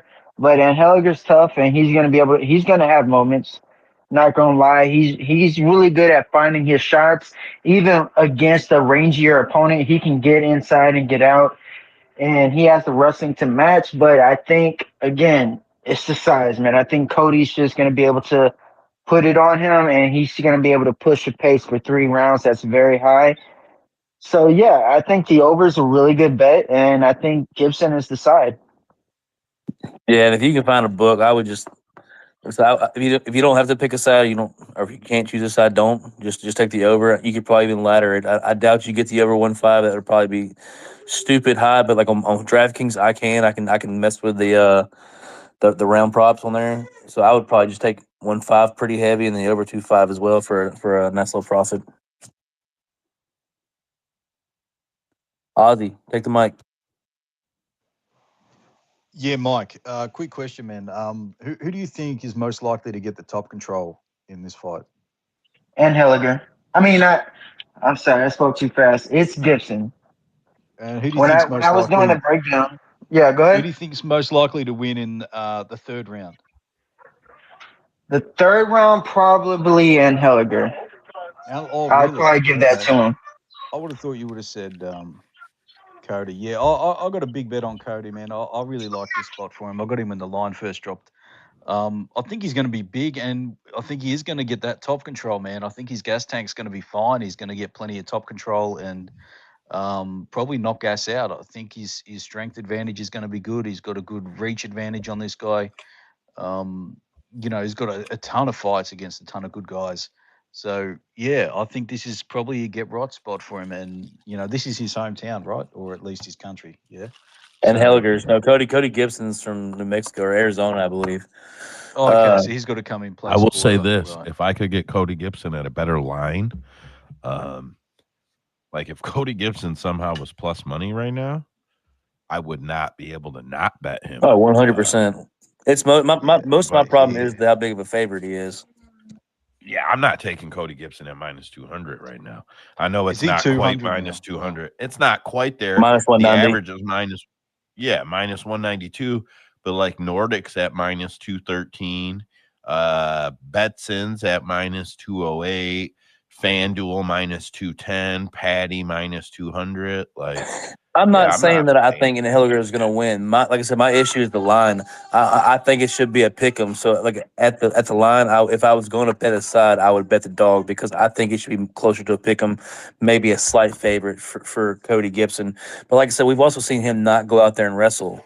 So he's a hard fighter for me to bet on because he's not consistent. I get it. Well, his only fight after Katona was Miles Johns, right? I believe so. Or did he have another fight? I know it was Johns for sure. I'm not sure. I'll pull it up real quick. Are you talking about Cody Gibson? Yeah, because after Katona, it was Miles Johns, and then I don't think he had another fight after that. Yeah, he did.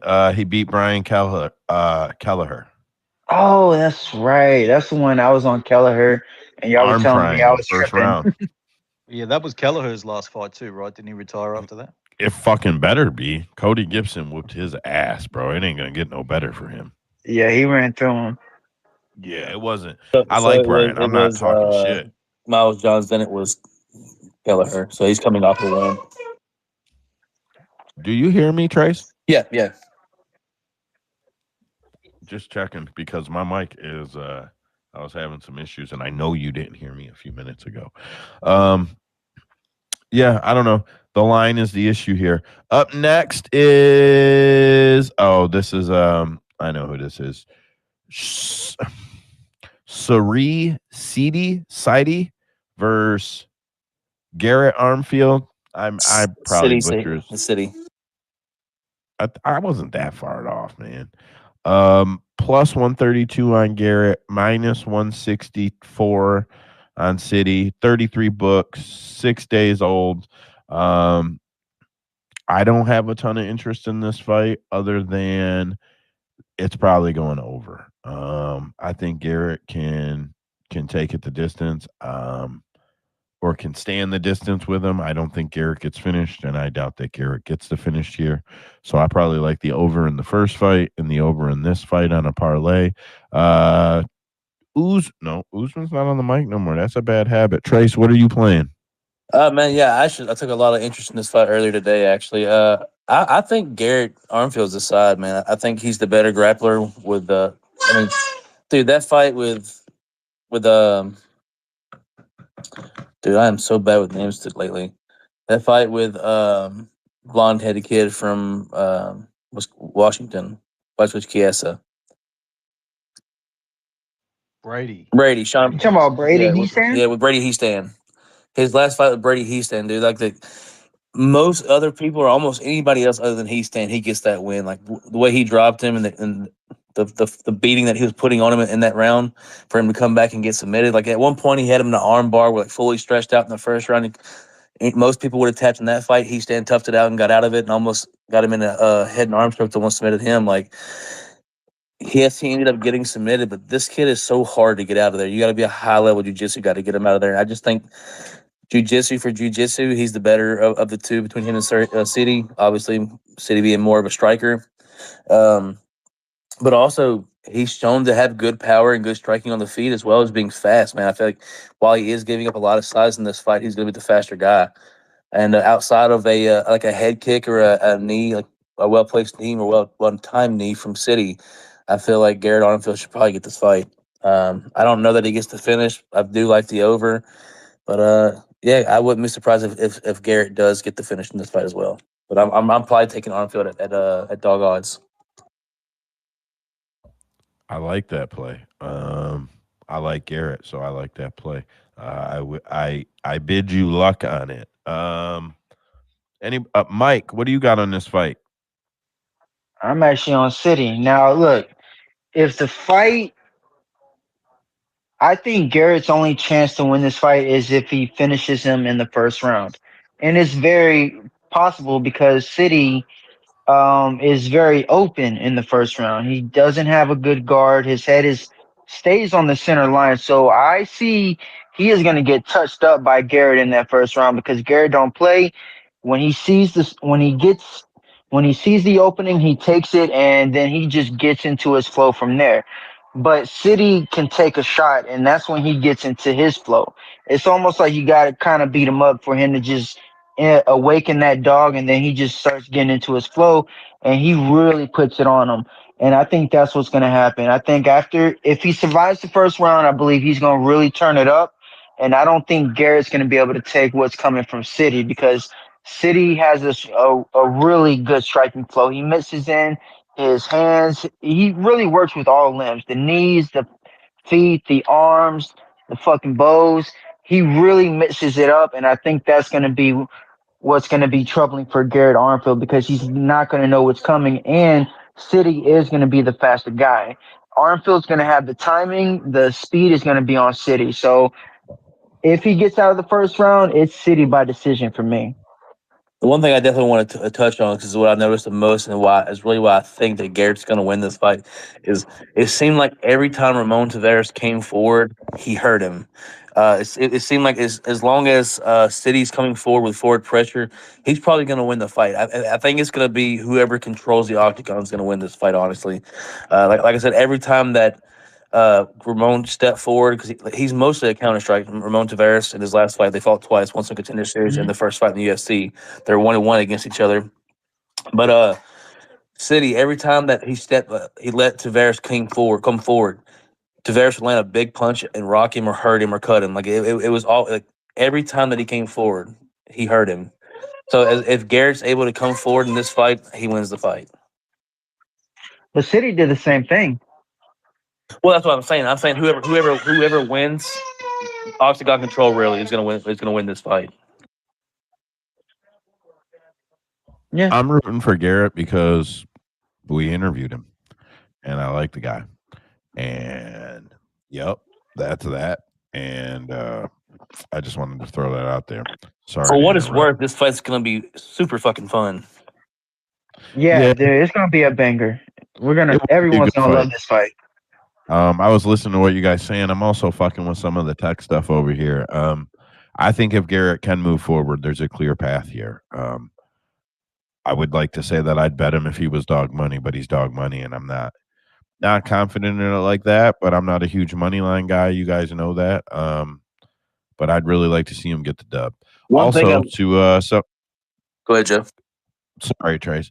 Just something to the guys who've been here, the co-host, and some of the listeners who've been here for a long ass time. Man, we've gotten to the point we can look at a card and we've talked to multiple people on a card. Pretty cool for me. I don't know how that is for you guys, but for me, that shit's pretty kick ass. And not just I've met them at an expo or met them on a VIP trip. They've spent some time with us talking to us in these spaces. I value that shit. Well, City's another one, actually. City was one that he gave us a verbal confirmation that he would do an interview.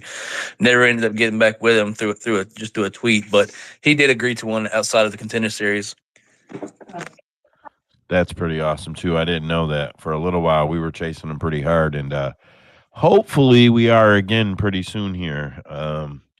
Hoping to shape some things up around here very soon. One thing I do want to say for the City side though was one thing I noticed a lot was in his corner, man. Like he listens to his coaches. Like he goes in there, he's not trying to talk, he's not trying to what am I doing? What am I doing wrong? And what do I do to fix it? Is what he said in his corner. And I just love that, man. Like, he just seems like he's very coachable. So, yeah, I wouldn't be surprised to see him come out and struggle in the first, like Mike was saying. And then game plan, because he is with, I do believe, Matt Serra and them up there. And, yeah, I wouldn't be surprised to see him be able to pivot and fix the things in the fight if he makes it that far and come back and win a late round stoppage or decision. But I am on Garrett Armfield. Dude, I'm telling you, bro, he is really open in that first round. It's almost like I tell you the same thing about Mozart Evloev. It's almost like they're just trying to force something out of their opponent just so they can get the feel, and they're just not at their best defenses. So he's gonna get touched up by Armfield, guarantee it. Did Sidey come off of the looking for a fight? No, Contender Series. He mean, fought Ramon Tavares on the Contender Series, and they had a controversial stoppage that he won by KO, and they ran it back in his debut and lost by split decision. I thought Sidey won the fight. I watched it today. I thought Sidey won the fight. But yeah, I get it. The damage looked. I mean, he was beat up. The nose was broken, covered in blood. Visuals were bad, but I thought he won the fight. Right on. Shout out to Dead Pics, got us up on YouTube right now. I didn't shout him out earlier today. Man, I appreciate what he does over there. Yep, just wanted to shout him out. Shout out to D Baby. He sent me over an intro beat that'll be in the on the YouTube channel as well. And he'll be credited in the credits for that too. Ozzy, did you have a take on this fight before I push it forward? Yeah, man, and I hate going against Mike, but yeah, for a lot of the same reasons Trey said. Yeah, I really like Armfield here. I bet him last week as soon as the odds dropped. Yeah, I really think he's probably going to have some success here. I think he can probably get the top control, and I got a bit more faith in his gas tank than most people. He kind of gasses out when he thinks he's hurt you and thinks he's got you out of there. You know, I can never blame somebody for going for the finish, even if they do kind of get gassed out. But I think this might be a little bit more technical fight than we're used to, and I think Armfield's probably going to get the better of it with the takedown. So fingers crossed he gets it done. Nice. All right, so I'm gonna push it forward on this one, and we're gonna move on to Alexandr Romanov versus Rodrigo Nascimento. Over to the odds board. Nascimento -120, Romanov -103 on the averages. What the fucking pick 'em? 32 books, 6 days. Yo, is anybody else fucking confused? Like, I thought Romanov would be a huge favorite here. Like, the fact that it's why he's gonna get submitted. He's a dominant wrestler, like, or perceivably a He's gonna dominant get wrestler submitted. for the first 60 or first 6 minutes, and then he dies. But he should be able to get him out of there, right? No, he's gonna get No. submitted. Nascimento is gonna submit Romanov, or it's gonna go the distance. It's gonna go the distance. I don't see a submission happening. But it could. And I'm not like trying to be funny, like, oh, anything could happen. Like, you might not see it happening, but I'm telling you, the winning upside for either one of these guys has got to be the submission for Nascimento. Nascimento was the favorite, so it kind of blew my mind that it went towards Romanov. The money's coming in. Well, actually, no, I'm not, because before I broke down the tape, I actually thought Romanov was the side. I don't know, man. Trace, tell me why you think it's opposite of what I think it is.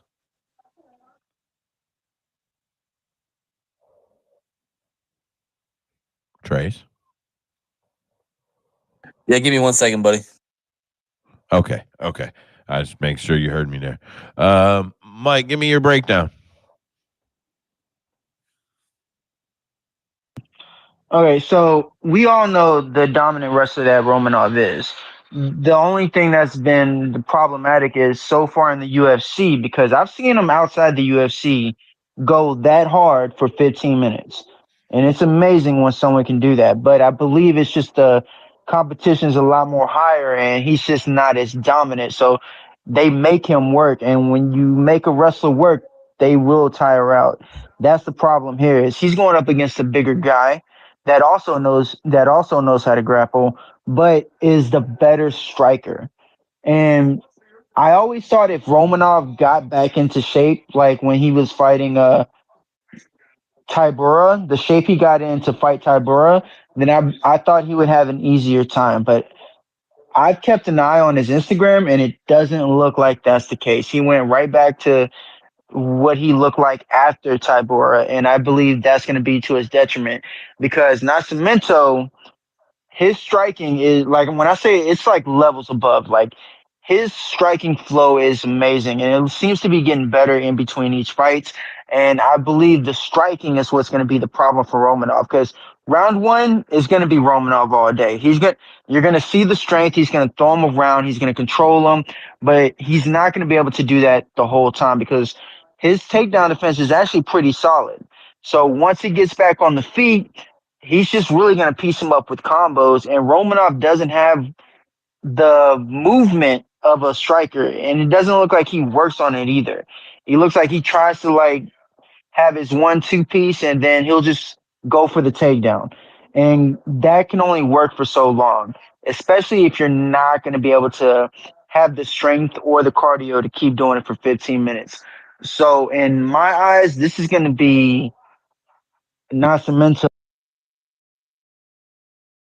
a day coming towards Romanov.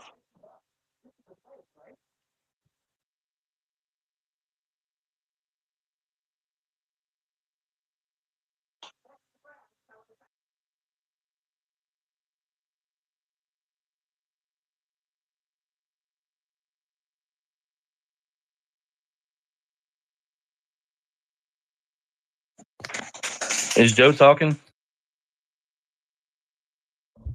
I am now. Mike cut out on me. Did you hear Mike? He cut out in his last Yeah, sentence he was there. cutting out right at the very end. I heard pretty much. Hey, can somebody push Sosa through? I tried pushing it, accepting his request, and it won't work for me. Yeah, let me see here. Approve. See if that gets him on. I approved it. I don't know if it's going to say that it's approved. No, I missed that entire thing. My kid set off my car alarm, so I had to go run outside and turn off my car. Can y'all hear me? Yes, I can. How you doing, bud? Yeah, there was some mic issues like the last 30 seconds. I had to recycle a few times. Right on. But right on. Good now. What are you playing on this fight, bud? Oof. This fight, I don't really have that much of a conviction, but next fight, I have a conviction. I'll let people speak. Fair enough. Trace, tell me why Romanov's gonna win. I don't know if he's gonna win, man. I was honestly shocked to see that Rodrigo Nascimento was a favorite coming off of a knockout loss to Derek Lewis against like I said, at least a round one dominant wrestler. Because if he gets you down in the first round, he usually keeps you down. But if he doesn't, he kind of gasses. So I understand it if you're playing the late game. But you got to imagine round one should go to Romanov. I mean, it should at the very least be in his. He should be the one in control of round one. If you like the fight to go past the first round, I understand the Nascimento play. You probably do get a late round submission once he gets tired. But I don't know, man. It's low level. I probably won't touch it. I'll probably just take the over. I just am surprised that Romanov is not the favorite. I don't play a lot of finish specific props, but man, I might have to put like $5 on the rear naked choke for Nascimento this week. Who was Mike on? Slip, what's that? Who was Mike Mike's on I'm on Nascimento. Nascimento by decision. Okay, yeah, I think if it goes late, there's probably a finish. But man, I don't know. There's like all you said earlier about another fight. There's better spots to bet on this card than this fight. Yeah, there's some pretty good spots on this card to bet. We ain't got to push it. All right, what's up next on this card? Let me click back over here. You'd think I'd already be clicked back over, but I'm a rookie at this, guys. So you know how it goes. Up next is Jack Shore and Youssef Zalal. Man, that's a good ass fight. Jack Shore plus 205, Zalal minus 263, 32 books, 6 days. I would say that I think that fight is lined exactly the way it should be lined. I don't know where it opened, but I would assume that it opened right around where it sits right now. Zalal's a really good fighter. Yeah, I think Zalal is just the clear side here. I know that we've seen some success on Jack Shore's side, and I like Jack Shore, but I think that's just a good fight for Youssef. Trace, what are you betting on this fight? Oh, you know what? Sosa said he had a pretty passionate take on this one. Let's let him get I out there think first. this line is silly. Like 205 on Jack Shore, who was a prospect for like how many years? He was like big favorite in so many fights. I know he's shit by the last 2 fights, but I just think it's such a silly line. I kind of line it as like I think Zalal should be like a minus 150. That 263 is kind of crazy in my opinion. I'll take Jack Shore. I think he does win, and Aussie likes this. I haven't got the props yet, but I don't know. Jack Shore kind of nasty on the floor too, so I kind of like that sub when it comes out. I don't know what it is, but that's my take on the fight. I think it's just lined really bad. I don't think there's a clear side. I think it's gonna be most likely we might even get a split decision, but I think it's lined like this because Jack Shore he showed so many incompetencies, like with his stand up. His stand up is kind of shit. Like we all know this, but it's recency bias in my opinion because look at Youssef Zalal's topology. Bro lost 3 fights in a row. They wanted to cut him, and then he won 2 fights in a row. He subbed. Give me a second. Let me check. Yeah, he subbed Billy. Billy subbed him rear naked, and then he subbed Jarno Aarons, who I don't think is really a good fighter. So I just think it's lined wrong. I mean, anybody can prove me wrong. I just want to know like what y'all think. I haven't locked in anything, but I just want to know what people think. Thank you for letting me speak. Oh, so you're welcome to get on these mics anytime you want around here, bud. You've been coming around a long time, and I know that. Trace, Usman's not on the mic, but Trace and Mike are, they're tape guys. But my casual take before I let them get in on here and hammer away on both of us, I think that the problem that you would probably see, or the problem that you will see, is that Zalal's way better defensively. Like on the feet, striking. He's way better defensively, and it's basically going to force it. It's going to force Shore to have to try to take him down, which, I know Jack shoots a lot of takedowns anyway. It's going to have to force him. And if it goes to the ground, Zalal is more active in submission attempts. Shore is a great grappler, sure, great takedown guy.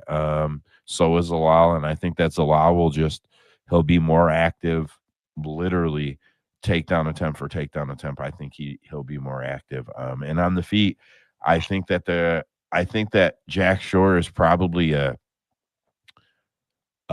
better offensive striker than Zalal is, but I think that Zalal's defense will probably neutralize it. That's my casual thought when I think of them two guys. I don't do tape anymore. I've been trying to build our studio, which is pretty well done, and get some other things fucking going. So I'm gonna give it over to these boys who do. But that's Hold just up before. Go ahead. To build on it, actually, when you look at when Zalal went on a 3-fight losing streak, he loses to Ilia Topuria, unanimous decision. I mean, when you look at that, it's not a bad loss. He loses to Sung Woo Chu, unanimous decision. He should probably be cut right now. He loses to Sean Woodson, who's a striker too. Split decision, which is actually a pretty. It's not really a bad split because Sean's been really on a good striker. tear since then, bro. You got to remember that too. Sean's been on a tear since he beat Zalal. I agree too. But I just think it's like a case of the recency bias. Like he subbed Billy. We know Billy. He's just like a war guy. Want to go all 3 rounds war. Then he subs Jarno Aarons. rear naked choke. I don't think he's a good fighter. He should be at the UFC. But this fight, I agree with your sentiment. Like, I mean, if it's standing all 3 rounds, like, yeah, I give it to Zalal. But I just think it's lined so badly for a prospect like Jack Shore. Like, they used to just big him up so hard back then. But now I guess, yeah, since he had the doctor stoppage last fight. But it's going to be a good fight. It's one of those fights, Joe, where it just depends how the fight goes. You know what I mean? We can never predict how the fight actually goes. Yeah, I think I it get just what you're depends saying. on that. And I'll land it on that. Thank you. I think it'll be a matter of whether or not Jack can connect on the feet. If he can, it I probably agree. goes his way pretty easy. If he don't find the punches on the feet, if he don't land on the feet, I think he's in a lot of trouble. I'm gonna give it over to these boys who do the tape. Trace, what do you got on this fight? I don't have a real lean on it, man. I do think it's more of a toss-up than it is one-sided. I think the fight could cancel out on the wrestling. And then if it is left to the striking, I agree. I think Zalal should be able to win the striking affairs. But yeah, I'd slightly lean Zalal side, but I would not be surprised. Like if I'm betting this fight, I'm probably playing Jack Shore dog money, honestly. But I probably won't have much on the fight. Fight goes a decision over. That'll probably be what I play on this fight.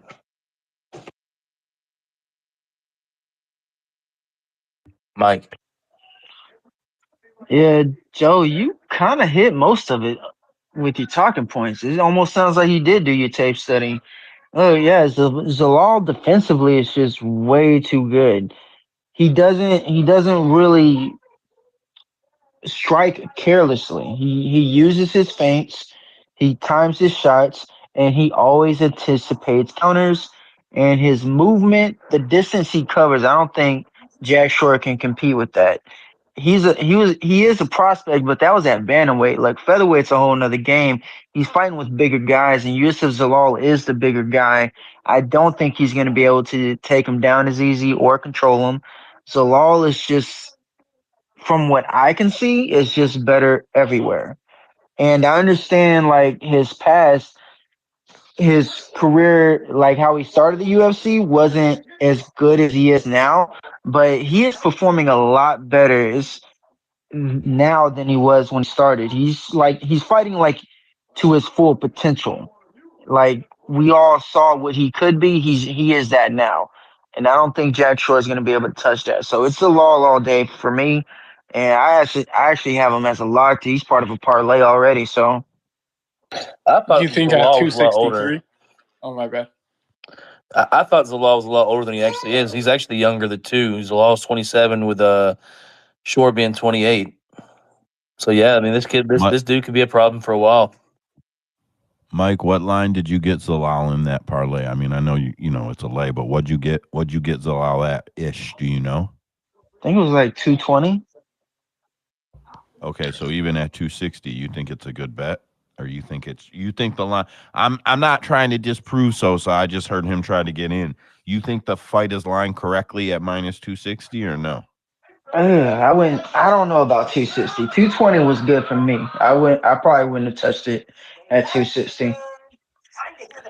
Well, that supports Sosa I'll some, jump in right here. regardless of the 220 side. is not bad at all. Shit, I'll touch it it at goes 300. if it goes how we expect, but we're in a fighting sport, and like honestly, all that goes out the window when it comes to fighting. So I think 220 is actually really good. I think 260 is kind of stretching it, but I'll definitely take my chances with Jack Shore. I'm not like pitching it. I'm not heavy on the side, but I love to play devil's advocate. That's what I would say, Joe. And thank you. I do have 3 No. DraftKings lineups already made, and he is in all 3 of my DraftKings lineups. He's one of my favorite options up top. I just think his win condition, like he scores well, and I do think he wins. I do think the lines. No. Zalal. Okay. I do think the line's a little out of control for a money line bet, but for parlays, it's good. Fair enough. Man, Jack Shore trash, man. This is a lot. D baby, it's a lock. Exactly. D baby, it's a lock, my dog. That's just a lot, D bro. baby, I swear, if he loses, I'm gonna message you, dog. Man, that nigga's I a heard lot. this a lot because the That nigga's favorites a been lot. paying Yeah, good. so a boo boo, man.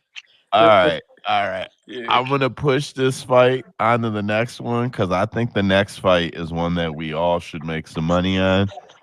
If anybody is against me on this one, I will actually be surprised. I think this is a pretty easy one. Charles Jourdain versus Victor Henry is next. I don't know the line on the fight. I've actually intentionally been trying to wait.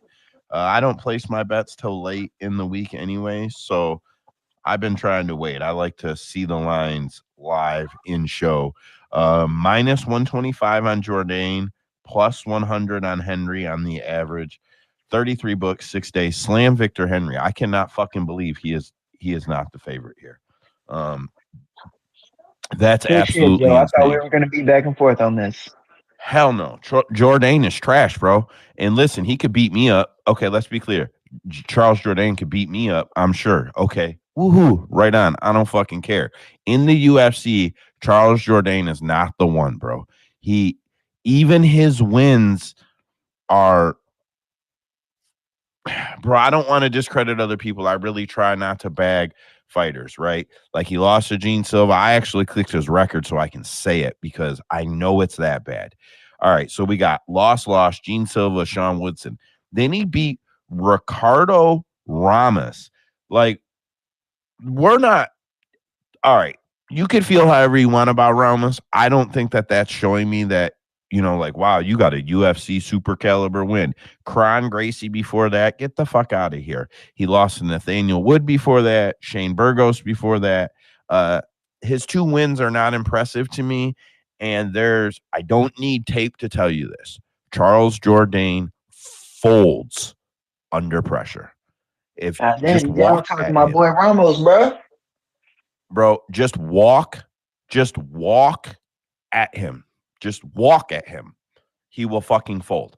If I had to fight Charles Jourdain, who could beat me up, my biggest defense would be to just walk at him because that he can't fucking do anything about it.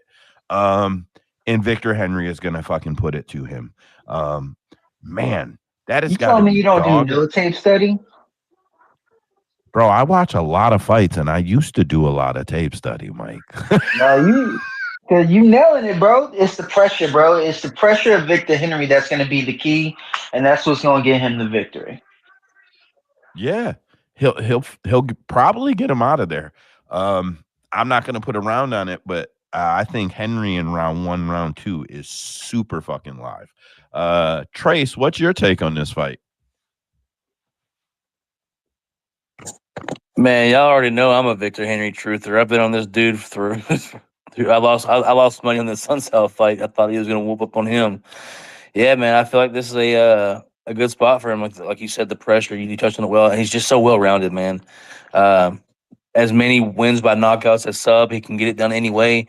I do think he probably wins a decision here, but would not be surprised to see him get a late round 2, round 3 submission by. Just from the pressure, man, that wrestling. I don't like that he's 30. He's like up in his upper 30s. Like he's like 37, 38. A little bit old, but I don't think it matters against Charles Jourdain. Charles has shown in the past that if you wrestle him, he pretty much struggles. He's nasty on the feet. Good. No, I would say nasty. He's got good striking, pretty creative on the feet, but very rarely shows up in 3-round cardio condition. So yeah, man, give me Victor Henry and give me the over. I'll probably play the decision prop, but I'll probably also play the round 2, 3 sub on FanDuel. Very nice. Very nice. All right. Well, that makes me feel But good. honestly, There's you no said minus argument there. 120. I might not even play a prop. I might just play him straight up. No, Victor Henry, I Yeah, believe, bro. is plus. Plus money, bro. Henry is plus fucking money. What? I haven't even looked at lines, dude. Yeah. Bro, plus money. Yeah, You I have could have to bet swore it him. was going to go over to Victor Henry because it was a pick 'em for a minute, but then I saw the money is just going towards Jourdain. I'm like, dude, that's crazy. I'm about to throw it down on him. Yeah, I can't believe that. I can't believe it didn't. Oh, Victor Henry should have opened minus 200, in my opinion. I'm not being funny. I'm not being a hater. He should have opened at minus 200. Honestly, I think Jourdain knocks out Victor Henry, and I'm glad these spaces are recorded. I'm here. You know, I'm controversial, and I love it. And that's cool, bro. And come back and talk about it if he gets it. But we will. We'll recap it. I can't call it, man. You won't hear no controversy in here, brother. I pitch arguments for both sides every week. 38 is crazy though. 38. Jourdain is 27. I just think he knocks him out. Well, I mean, if you're going off the age, alone, and I'm not going off age. I'm actually going off tape study. But like, you have to. How does he knock him out? Factor in the age. Like, I know what you mean. Even Mike, I know you said you kind of like. You said you're throwing it down. You like the price. But sometimes plus money is not good money, so I'll just leave it at that. Well, put it this way, though. Like, if you're going dollar for dollar, if you're getting Charles Jourdain at a favorite in this fight, you are not getting no bang for your buck on this fight because he may win, but he shouldn't be lying the favorite by any means. It's not like that. It's a split price, though. Like, minus 120 is not No. What I'm saying is, like, I wouldn't even play him. I mean, if you think he wins, by all means, play it. I'm not trying to talk you off the bet. But for me to play Charles Jourdain in this fight, I would want plus 200, dog. Like, I need some juice on it. Yeah, but for me, I just think he's a better fighter. So that's I would say and we won't know. No, yeah, fair enough. Respect, brother. I love when somebody's adamant on their decision, man. We'll recap it next week. Good shit, brother. I would say you could put a couple bucks on the Jourdain knockout though, because you'll probably get a great line on it. Even like, listen. So sometimes I'm not going to go on a rant at all, but sometimes when you're gambling, you got to make your smart bets. Like it doesn't matter if we think that is the right read or not on our side of the bet over here. That's a good bet. If you really think like, man, I really think he can get the knockout, and you're not hot on the fight, bro, throw a couple bucks on the KO this way, dude. prop. In 30 fights, he has never been finished. You should get fat ass odds on that. Yeah, and if you really think it, like I'm not being a doubter. What I'm saying to you is that's the important shit when you bet. And I'll be honest, I've picked up a lot on that over the past year, probably from listening to Trace's success the most. He doesn't talk about it much. Trace turned $20 into $1,000 and didn't even tell anybody. He just wanted to know if he could do it. And I only know he did it because he had mentioned that he was going to try it. And then I'm like, how's that going? And he's like, I'm a $200. Wait, Trace, he's never been knocked out. How many years? Victor Henry? He's 37, but in his MMA career, he's 30 fights. He started back in 2010. He fought in Rising. Since 2010, so for 20 years, or 14 years, excuse me, he's never been knocked out. Kind of KO is plus 525. Kind of makes me think of last week. Oh, my bad, Mike. Go ahead. That's it. I was just telling you, Jourdain by knockout plus 525. Oh, that's actually not a bad bet. That's weak for what it is, though, especially for somebody that's never been knocked out. If you want to bet the round, unless you want to bet the round, it was going to be like 800 though, bro. I'm being honest. I thought it was going to be 600 to 800 for just the knockout. Yeah, I thought that would be a little bit closer to it, especially with somebody that's the UFC. Anybody can get cracked. No, 100%. 100%. That's what I'm saying. Like in my position, I was gonna say actually that's why I asked the initial question about when he got knocked out. Kind of reminds me of last weekend when people told me Max has never got knocked out before, and I bet Ilya KO, and people were telling me, "Whoa, he's never been knocked out before." So I just throw that honestly out the window. No. That's why I was bringing up the KO prop in general. I don't like those stats because it's just like anybody can get cracked. It's a UFC fight. But I'll leave it there. No, I wouldn't try and talk you up. I was just saying for like if you think he has a KO, you should be able to get a sweet line on that. I do think you should get better than 500, but 500 is still nice if you think it happens. Play it by me, man. I hope you cash. Yeah, but for what I was saying, put a couple dollars on it. Like I thought you would get 800, maybe plus 1,200. Jourdain's not a knockout machine either. It's been a while since he's knocked anybody out. So I thought it would be a much better line than that. But I'm going to stamp that one out. We can get lost in some of these fights. I'm going to move on. Next fight up, Ariane da Silva or Lipski versus Jasmine Jasudavicius. Jasudavicius is a hometown favorite in this one, just to throw that out there. Minus 233 on Jasudavicius. Lipski plus 178, 19 books, 6 days. All I have to say is Jasudavicius, I think, is a good parlay piece here. I don't sell Da Silva, Lipski, whatever you want to say. I don't sell her short as a really good fighter. But I do think that there is a certain fight style that she can't do anything about it. And we just seen Karine Silva. If it wasn't already there, I'll say it that way. But Karine Silva just laid a blueprint on what to do to beat Lipski, and Jasudavicius is going to have no problems with any of that. Jasudavicius to the moon. Mike, tell me what you're betting on this one. I'm on Jasudavicius money line. You said it right, man. It was already been laid out before Karine Silva did it, how to beat her. She just improved so much that people kind of underestimated how good her takedown defense is. But Jasudavicius, man, when she gets in tight and just has that grip, she will drag you down, and it's her world from there. And that's exactly what's gonna happen. She's gonna be able to take the shots that Da Silva puts on her because we've seen her get pieced up, and it will happen. And she will walk through it, and she will grab you, and she will take you down, and she'll beat you up from there.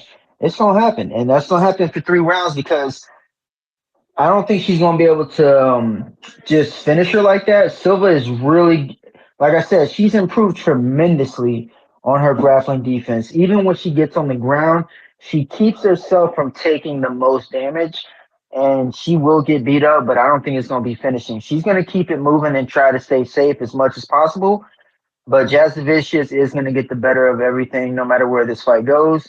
Jasudavicius all the way, money line. Yeah, to the moon, to the fucking moon. Trace, what are you betting? I didn't do any tape on this fight. Just felt like a safe over for me. I got a quick take on this fight. Get after it.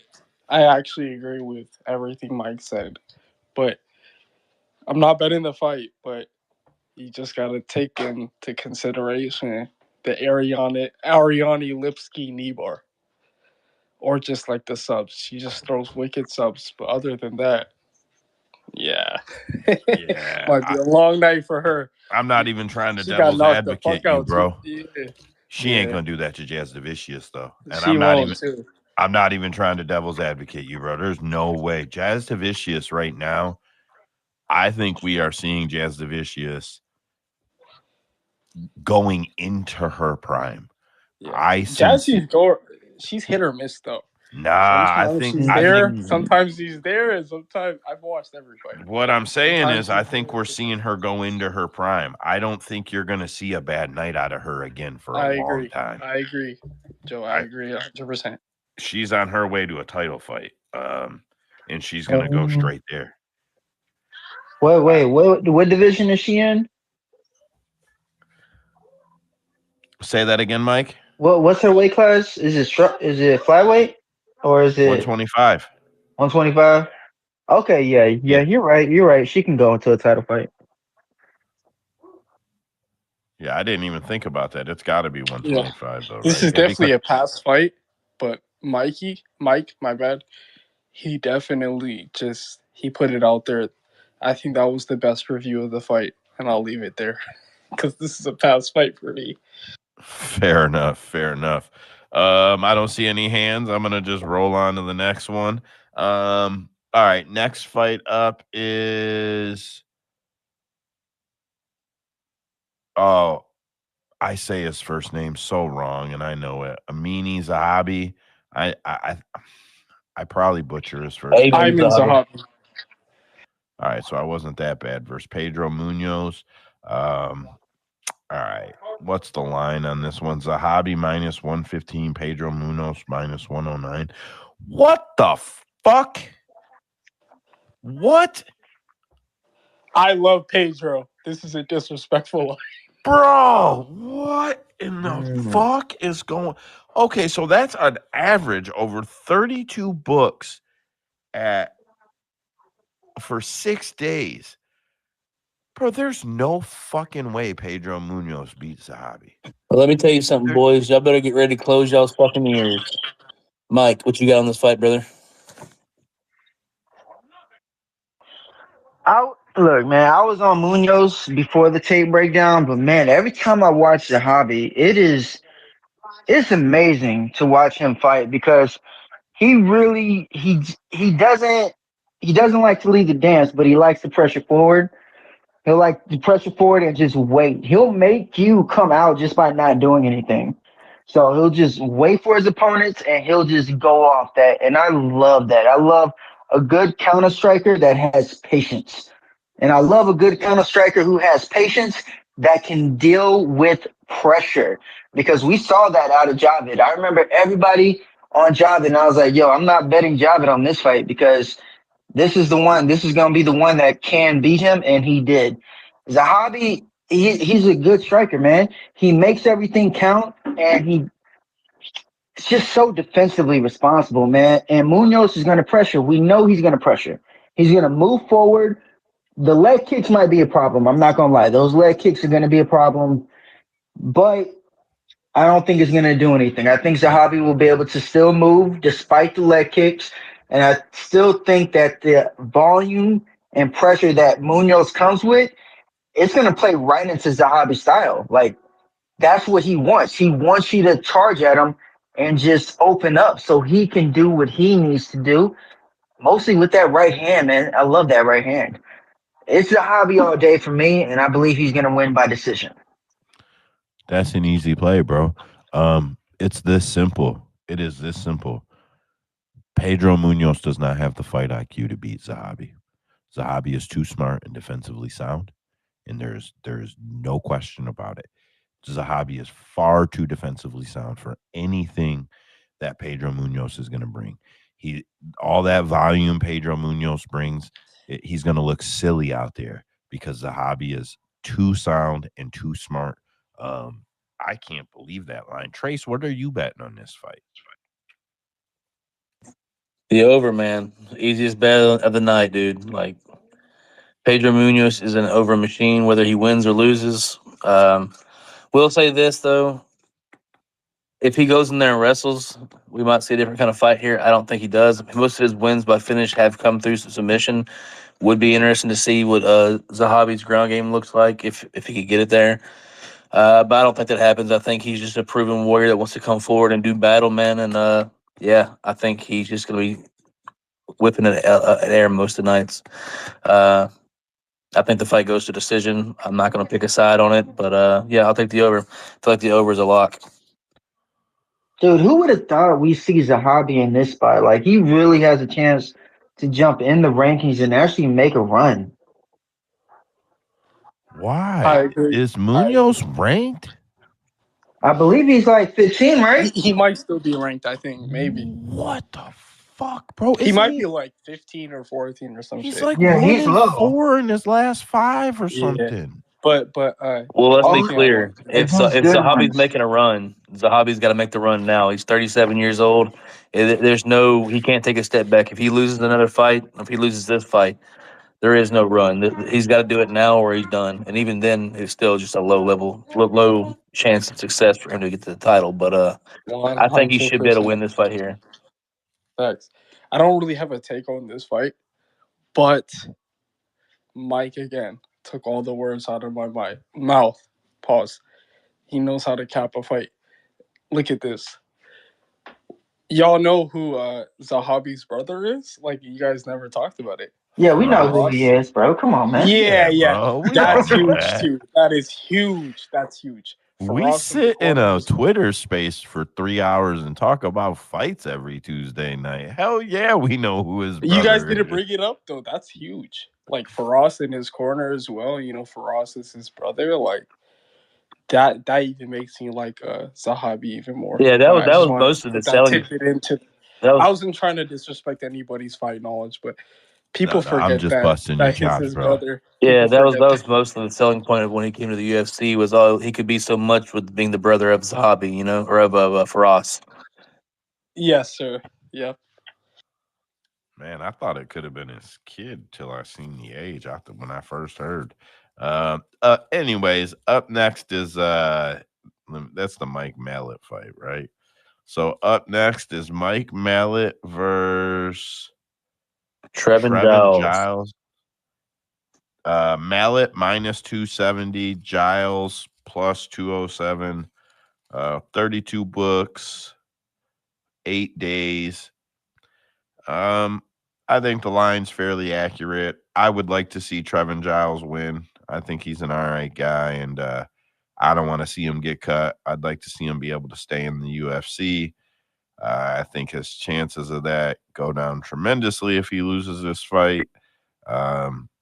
This fight is too low IQ for me to bet.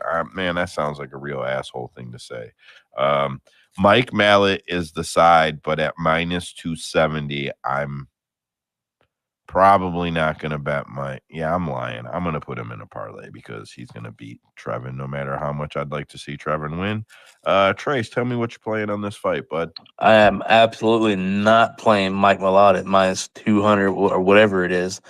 Like, I'm not a Mike Malott truther. I didn't think he was going to be much coming out of the Contender Series.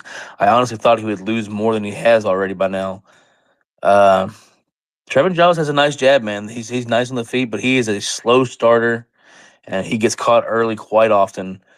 But yeah, I think if this fight goes outside the first round, Trevin Giles has a very good shot at winning this fight.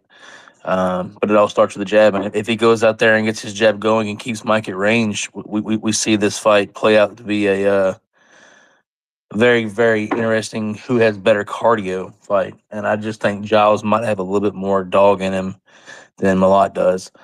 But yeah, man, hard to bet on either one of these guys, honestly. So I won't have much on this fight, honestly. I don't think this fight goes to decision for what it's worth. So I will not be playing the over. But yeah. Let's go. That was the main thing I wrote on my notes. This fight is not going the distance. But yeah, man, it's hard to pick a side. The thing is Mike Malott is very explosive and very early, and Giles he just doesn't really have the best defense early. Like when he gets that jab going, he forgets that like, yo, you can throw a right over that jab. And that's usually what he gets caught with. But I will say Giles has the speed advantage, and that fucking jab is it's got pop on it. It really does. And I don't think Malott's grappling is gonna be that much of an issue for Giles. I watched him grapple, And let's not forget and that old boy from Jersey was giving him about as much as he could have on the feet before he ended up getting the win in that fight. Mickey was giving Mike all he could have on the feet before he got the win in that fight. yeah, so I think Giles is the play here, but I don't think the fight goes the distance either. I think that's the best bet you can make.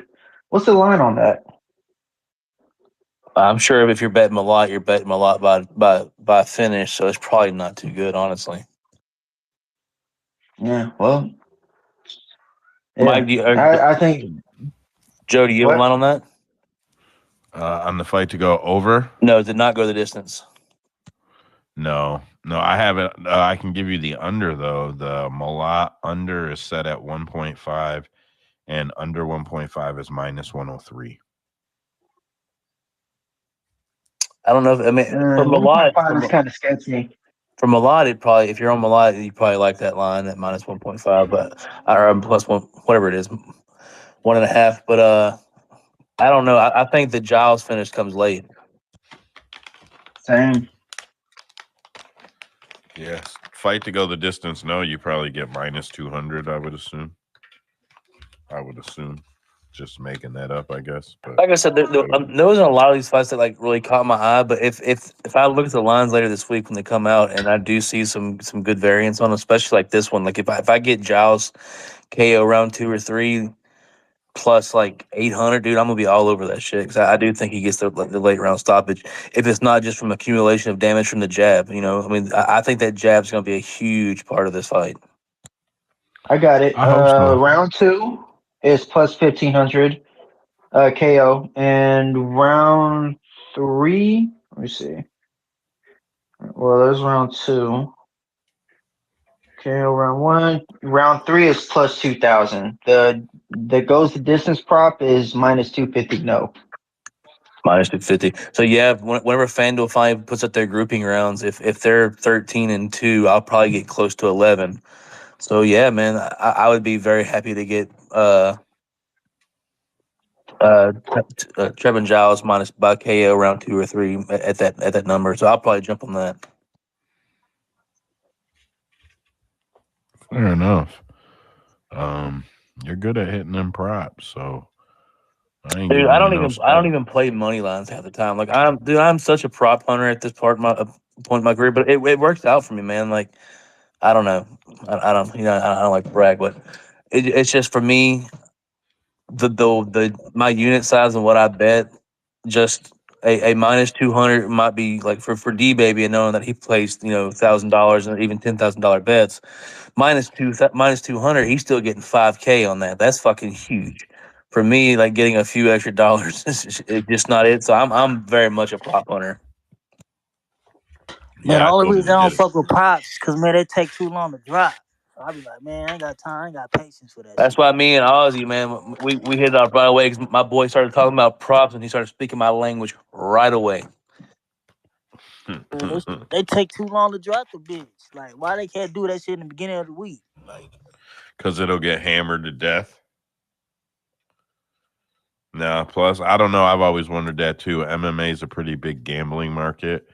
I think a lot of it's a fear of giving up too much too early on, like you said. Like if they line it wrong and people jump all over it, you're gonna have people cashing out early to get those big profits off of nothing. If it started off at plus 2,000 and closes at plus 800, that's $12. Or $12 on that money that you gain right there. So they could lose money a lot by doing that shit. So I think it's why they wait till the market's almost closed and they have an idea that's not going to be a huge swing. Yeah, I agree. Yeah, they also probably consider early action before into some of the props too. I ain't gonna lie though. I think Trevor Giles, he do seem like the parlay buster. I ain't gonna cap. Man, I would rather my parlay bust on a plus 300 than a minus 200. So yeah, might be upset. But then again, at the same time, that motherfucker still didn't cash. I'm gonna be pissed either way.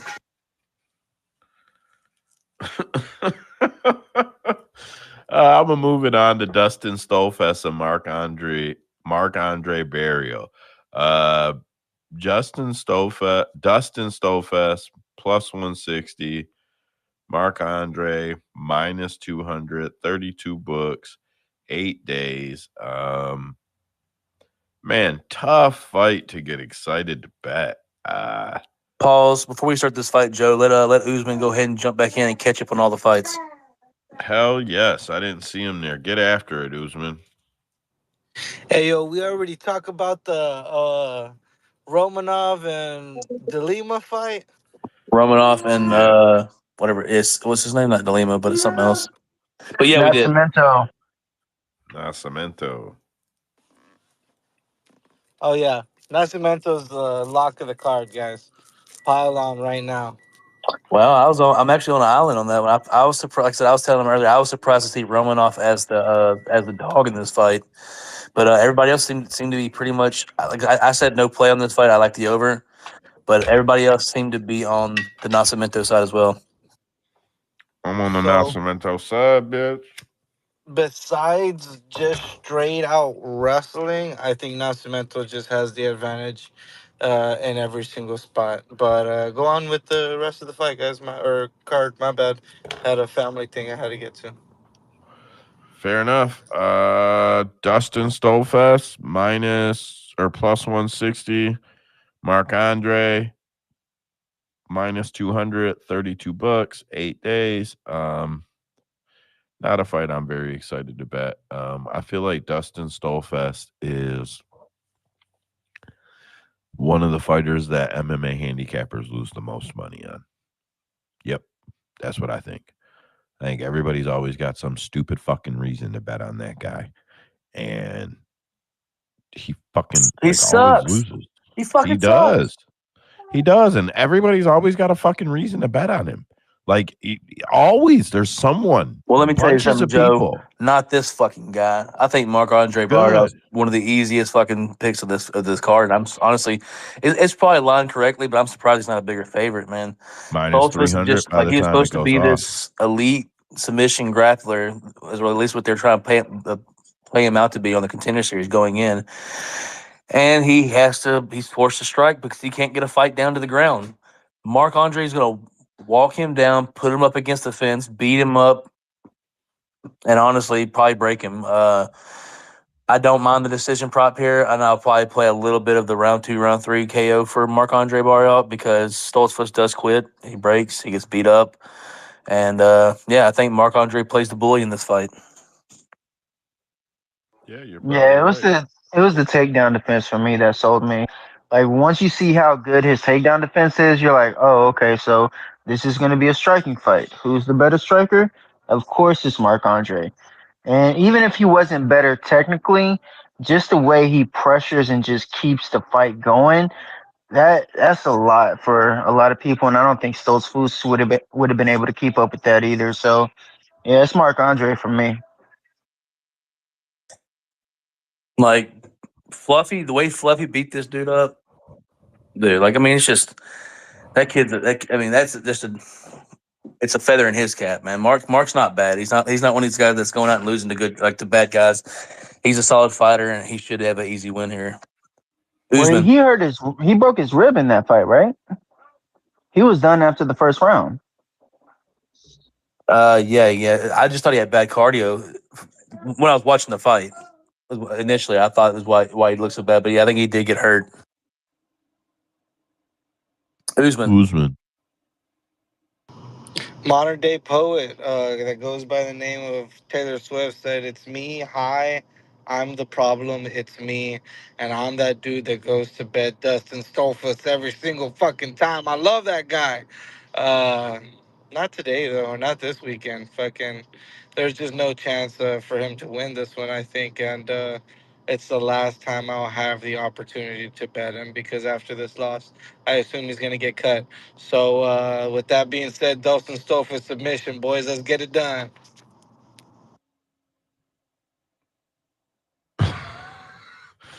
Don't fucking do it, man. What the fuck is wrong with you, bro? Don't fucking do it. Don't fucking do it. That's all I can say to you. Don't fucking do it. Up next, Kyle Mercado versus Brenson Ribeiro. I think I say Brenson's first name a little off. However, odds on this fight, Ribeiro is... Where the fuck is he? I don't see him. I know he's here. Ribeiro is my plus 132. Machado minus 164. 31 books. 8 days. I'm not betting these guys, bro. They're both.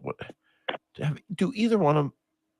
So I do this for every Brendan Ribeiro fight card. He is the guy that has the most annoying fucking corner. Like, more annoying than Valentina. Hey! The entire time he fucking walks to the octagon.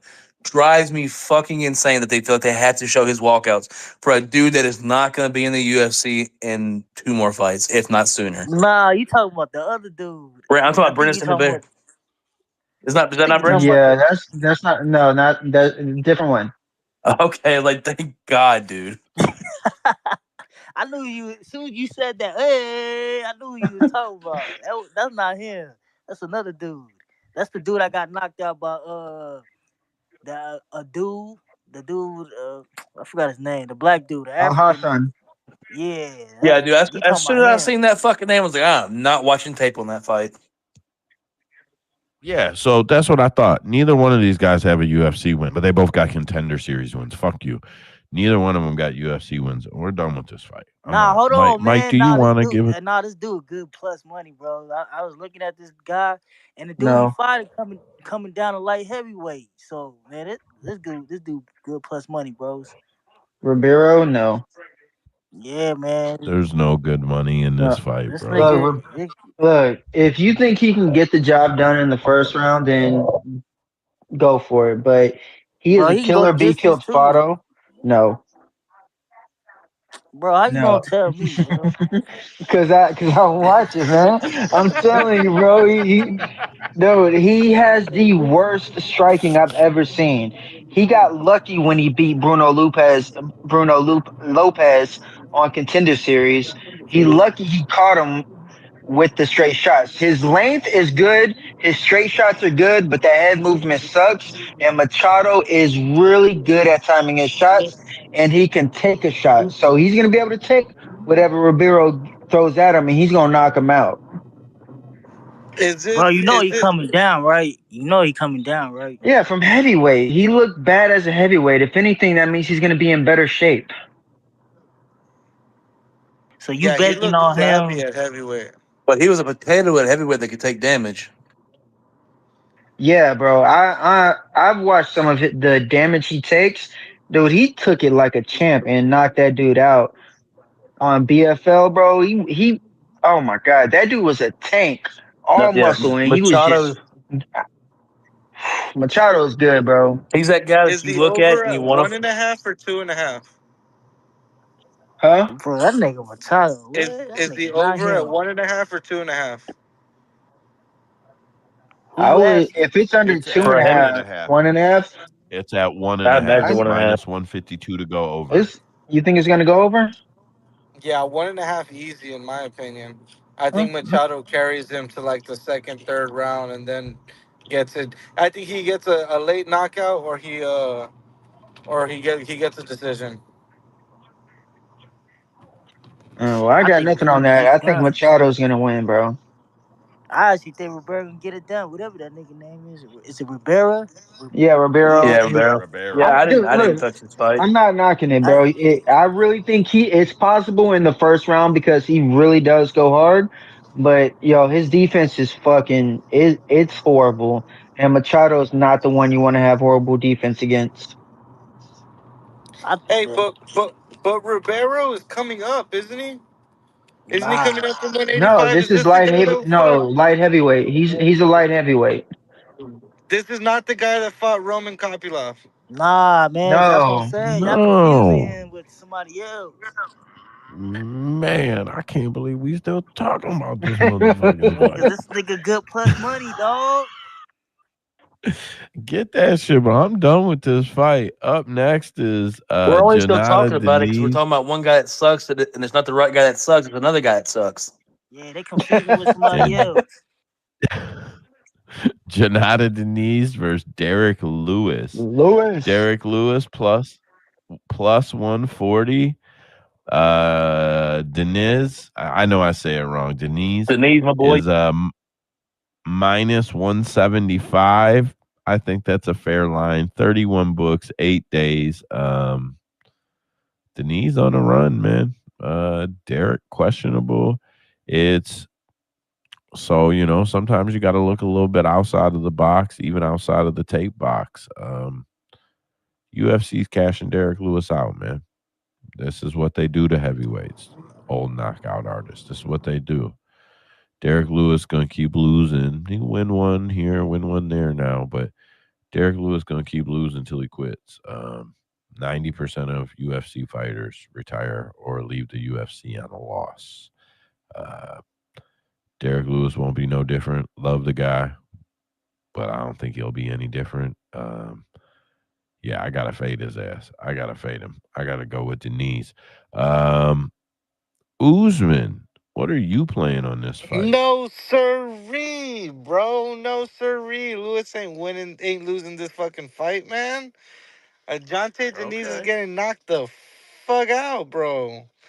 We're talking about a guy who fucking didn't win a fucking decision against Carl Williams and then fucking won against Austin Lane, bro. No. You see, you're right about Derek Lewis being cashed in and out. This is one of those fights where he wins and then they go and fucking put him up against somebody like a Waldo Acosta Cortez and he takes the loss there to push up a real fucking prospect. No. Dude, he's knocking him out too. What are you talking about? Yeah, he's about to lose, man. Y'all better save y'all fucking money. He's about to lose. Hang on, Mike. Who's knocking who out? Cortez Acosta. You really think he's gonna beat Derek? Look, man. There's a specific style. There's a specific style that beats Derek Lewis. Unless you're an elite wrestler or grappler, you're gonna beat Lewis. If you are a striker that has the speed and can poke at Derek Lewis, or that just has the power to touch him and drop him, you're gonna beat Derek Lewis. If you're not that, you're gonna lose. Jonathan Denise, look, he could poke at him a little bit, but dude, his head is right there for the taking. It's the same reason Nascimento got caught after he was doing so well against Lewis. And It's he's because his fucking head is there for slow. the taking. Yeah. I'm saying he could poke at him. I didn't say he was fast. He could poke. He has really good center line striking. That's the one good thing I could take away from Denise is that his strikes are center line. They're on target, but Lewis has a chin, bro. He could take a shot, and once he gets his timing, he's gonna land a bomb. Do you really think Denise is gonna be able to take the bomb that Derek Lewis lands on him? No. Lewis by knockout. Yeah, I got Lewis too, man. Fuck it. You heard what I said. Good luck. Up next, Aaron. I gotta say, man, I hate when you're this confident, Joe, because normally I'm wrong when you're this confident. Man, he was chill out. He was confident with Max Holloway. Look what happened to that nigga. He got slumped. Yeah, and you should have heard me, baby. I was honest about it, bro. I said, how the fuck did I get that one and the Robert Whittaker fight wrong? Because I've been calling them both washed up for 3 fucking years. But somehow I was like, nah. It's Robert Whittaker and Max Holloway. What the fuck was I thinking, bro? What I deserve the L on that one. I deserve it. I faded myself like a fucking fool. Thanks for pointing out that I faded myself. Hey, Thanks, it's bud. all good. I thought Ilya was gonna win by decision. I didn't think he was gonna knock out Max. So, in all fairness, I feel it. Fuck it. I hope someone cashed the knockout slip because I was on the wrong side altogether. Fuck I it. missed out. Everybody got in on this one, right? Yeah, everybody got in on this one. All right, up next, Aaron Blanchfield, Rose Namajunas, Thug Rose versus cold-blooded Blanchfield. Rose all day, baby.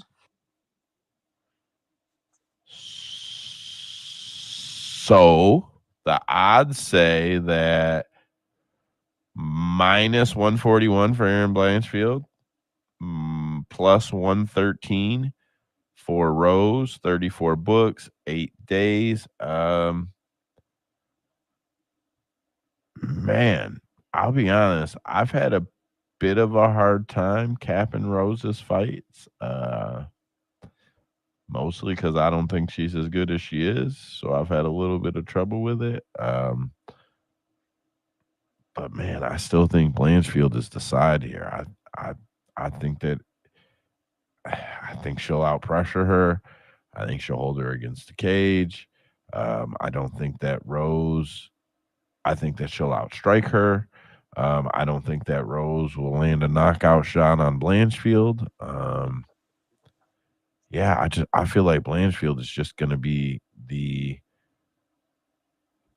younger, stronger, fighter, the better grappler, the better. Yeah, I just feel like Blanchfield one-ups her everywhere, and I have never shown Aaron Blanchfield love, but man, I feel like Blanchfield's got to be the side here. But I will not be betting this fight, not even in a parlay, because I struggle with Rose fights. Trace, what are you doing on this one? Absolutely nothing. I refuse to watch Rose Namajunas tape, so I will not bet this fight. I do not enjoy Rose. I don't like her personality. Yeah, I don't. Even the whole whatever the mantra shit she was chanting that she tried to make a thing for a while. I was just like just shut the fuck up. I am the best. Yeah, I am the best. I am the best. I am the shut the fuck up. I'm not like I don't know. I'm just not a fan of hers. I wasn't a fan of Pat Barry's. I'm just I refuse to watch tape on her. So yeah, over's probably safe. She isn't a finisher. She hasn't been a finisher for a long time. Step up. Well, you don't think Aaron can finish? Step Rose? up in competition. Rose has been hard to put away throughout her career. Outside of a big slam and a submission here from I think it was what's her face, the wrestler that's retired. Esparza. Yeah, so I'm not touching. Take the over if you're playing anything. I wouldn't put any money anything near Rose Namajunas. Man, so I'm waiting for someone to tell me that Blanchfield has a finishing upside, because I think that she does. I really do. I think that Blanchfield has a finishing upside in round 3, 4, 5. Mike, what are you playing on this fight? I'm glad you asked. It's the over. Look, before I get into the breakdown, over, best bet you can make. No one's finishing each other. But it's Rose, man. Come on.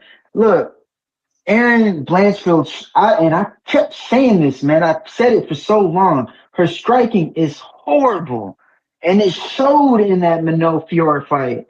It was bad. All she did was go straight into the jab, straight into the left hook.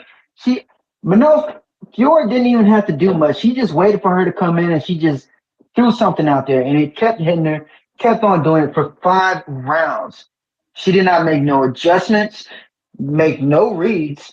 It was, well, she did read the left high kick. I will give her that. She did make that little bit of adjustment that's an opening for. But other than that, she kept running into shots. She does not move her head. She has no defensive guard to even block the shots.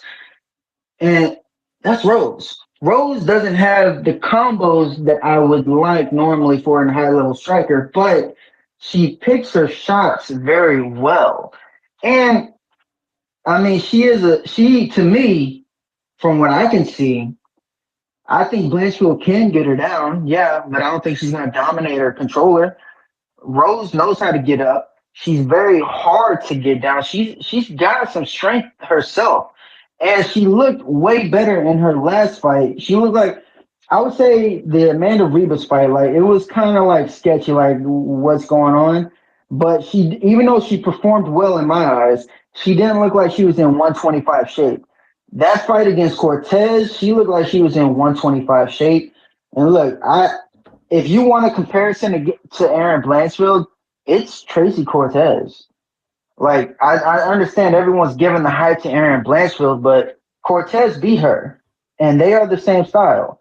Their striking offense is improving, but their defense is the same. They do not move their head. They go straight into shots. And that's what Rose did to Tracy Cortez. Rose didn't even get taken down by Cortez. Well, I think she did once, but she had a hard time taking her down, and Rose took her down. I'm telling you, Rose is going to dominate on the striking because she is the way better striker. And I would not be surprised if she decides to take this fight down. In case she gets a little bit tired, she can just take it down and control it. This is Rose all day. Did you, bro, come on. Aaron Blanchfield is going to take Rose down. I said she will.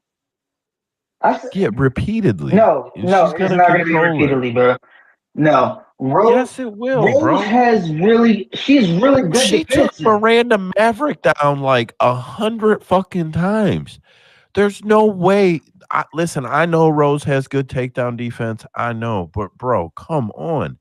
You got to be realistic. She is going to I've take watched Rose it. down and control Dude, her. I've watched the tape. Maverick, I'm we telling know you, Maverick cannot he's fight good. pressure fighters. Listen, man, I don't.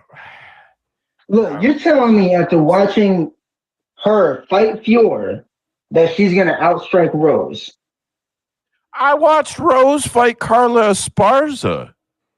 Hey man, I can't speak for that Don't fight. say it I don't can't count. speak for that Don't say fight. it don't count. I can't speak for that fight. Let's erase that from our memories and let's move on from that.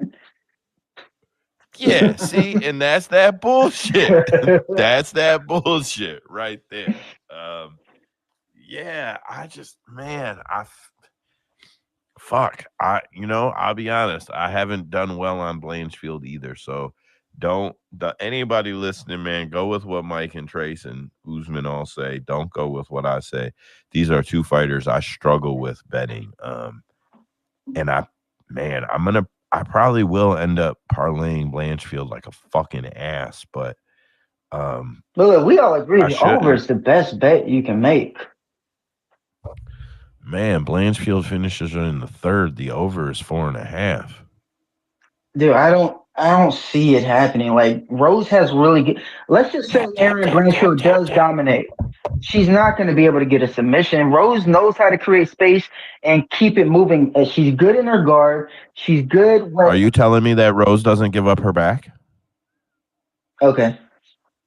Well, So I can't say that. Yeah, she does. She does. She does, bro. She does. Aaron has a clear path to choke Rose out. She does. She does. She has a clear path to choke Rose out. No. Yeah, she does, bro. She does. Man, Rose a lock low key. I don't know if I'm tripping, but I feel like Rose a lock, bro. She couldn't even beat Tracy Cortez. Like, come on now. And dude, I said it, bro. They're equal. Wait, Tracy who Cortez couldn't beat Tracy Cortez? and Blanchfield. Who couldn't beat Tracy Cortez? What? When couldn't she beat Tracy Cortez? They fought in the regionals. They fought in the original. Smoked her ass. In like 2018, is that what the fuck we're talking about? Bro, the only I'm telling you, fucking B-Baby said the streets don't forget. They are still equal. You know that Blanchfield was like 19 years old when they fought, right? But come on, bro. Hey, again, the striking, the only way she wins this fight is if she can dominate the grappling. I don't see her doing that. Rose is a good grappler. She's hard to take down. Submission. Facts. Come on, Joe. Not even and she's gonna get she is gonna get pieced up on the feet. Wade Lee couldn't even do it. What makes you think Blanchfield can? Whaley couldn't do what? Grapple fuck Rose.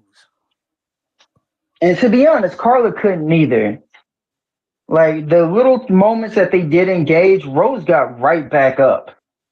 Like she showed she was the better fighter and she could have won that fight, but she cost herself that fight. So that's why I said, look, I can't speak on that. Let's erase that from my memories. That was just a bad fight for her. Usman. Can you guys tell me the last opponent that Rose fought that didn't take her down? She tried to, Clinic, Rose. Yeah, Usman's had his hand up for a while. Let him speak on this one. Oh, I don't see the spaces, guys. I'm sorry. I don't see them anymore. With what I have set up, I don't really see it at all. Sorry. Go ahead, Usman. So, originally, I thought, is this old man taking a piss out here in the fucking public? What in the fuck is going on here? What in the world? Nah, bro, I was pouring tea. I wouldn't piss on the space. That or this guy is doing a drug deal. Yo, what's going on here? Oh, it's a drug deal. It's a drug deal. My bad. I'm over here fucking peeping Tom over here. Yeah, so originally I was on Rose. I thought Rose was the lock. And no, it's a drug deal, guys. He had No, wrong car, bro. Now he's at my window. What the fuck? Oh man, dude, I'm not even joking. He came and tapped on the window. My bad. Look, fuck, I gotta get the fuck out of here. I guess to make it short. So I thought it was Rose, and usually I try and see it as hey, they put Rose to get a win against a type of fighter that she will be facing in this fight. So they're trying to set her up and get her ready to win this fight. But the more that I think about it, and the more I watch that fucking Tracy Cortez fight, I'm not gonna say Tracy won or anything. Um, but Tracy did have some good moments when she did start pressing forward, even with the striking and mixing in the grappling. And we know that that is what Erin Blanchfield is going to do. She's going to walk in. She's going to get hit for sure, but she's got a good fucking chin on her, and she's going to throw the fucking hand. She's going to put on the pressure. And honestly, yes, over is the bet for sure, but I kind of like goes to split, and don't got to pick a fighter. Just hit the over and goes to split. Usman, let me ask you the question that everybody wants the answer to. How much for a quarter? Bro, I'm not selling. It wasn't me, but he came and tapped on my window. Yeah. Joe, what we got Listen, next? bro. All I heard Usman say was, "I'm trying to peep in time on this dude." Hold up. That's all I heard. That's all I heard. Hold on, dude. That's all I Blanchfield heard. got hands though. I don't feel like watching tape on her. Yeah, Blanchfield ain't gonna be afraid of Rose neither. She's not. Y'all are gonna be surprised when Blanchfield is not afraid of Rose at all. She's not gonna be afraid of her. Look, I'm not saying she is. I'm just saying she gonna get beat up. That's all I'm saying. Bro, they're pro fighters. Ain't nobody scared of nobody, and especially in the women's division. It ain't like there's What an Amanda Nunes in that division that's just like thumping these girls and putting them out. You know what I'm saying? What I meant is by saying that is Aaron is gonna walk forward the entire time.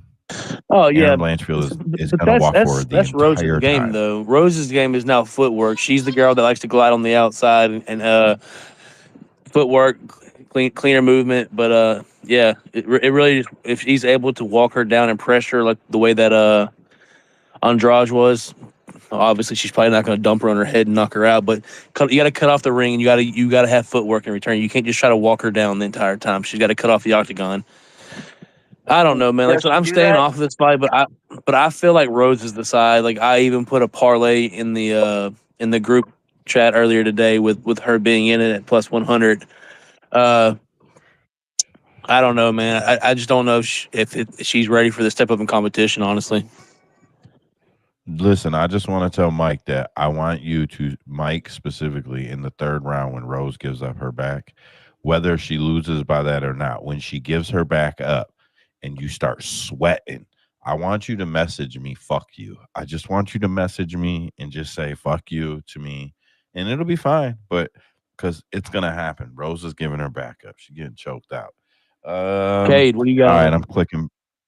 Oh, there we go. Okay, nice to have you in, bud. What up? Yeah, I'm kind of split on the fight, to be honest, bro, because I look at it like obviously the we could state the obvious, like Aaron's got to probably grapple her because I don't think in the striking department she's even gonna be close to fucking with Rose. But I'll say, you know, Aaron struggled in that Blanchfield Aldridge fight to really get takedowns and get control. Like I don't like if she can't hold Rose down, like I don't see her because like even she could pressure all she wants, but if her wrestling isn't working, Rose is just gonna beat her up. Like I'm not saying Rose will finish her, but Rose is just gonna because Aaron's got heart, but Rose is gonna pick her apart.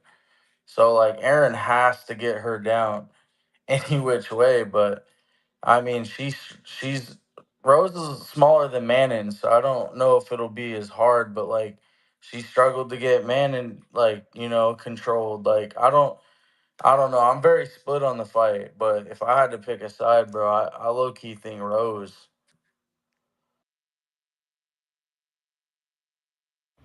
Listen, I think everybody in here is on Rose except for me and Usman. I guess that's only half the room. No, because D Baby too trying to gang up on us. Yeah, Nah, I'm taking I Aaron. just think man, Rose. That's an easy pick, Rose. I'm just Like I'm just, I'm split on the fight though. I don't hate the Aaron Blanchfield. I'll make that perfectly clear. I don't hate that pick at all. Like she's a young, she's still a very young, talented fighter. Like She's coming off a loss, so she's probably gonna be. I'm pretty sure. Yeah, her last fight was man, so she's gonna be hungry. Like I don't hate that pick at all, but I just don't know. I'm kind of split.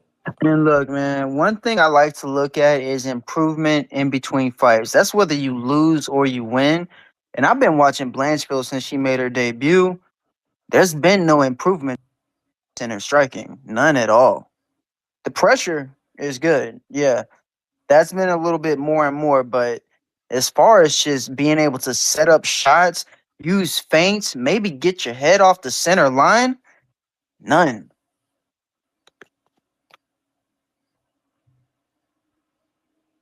Yeah, I'm not gonna argue with the head on the center line shit. That's her biggest problem is that she walks forward and keeps her head right on the center fucking line. And Rose has a long right hand that she likes to use.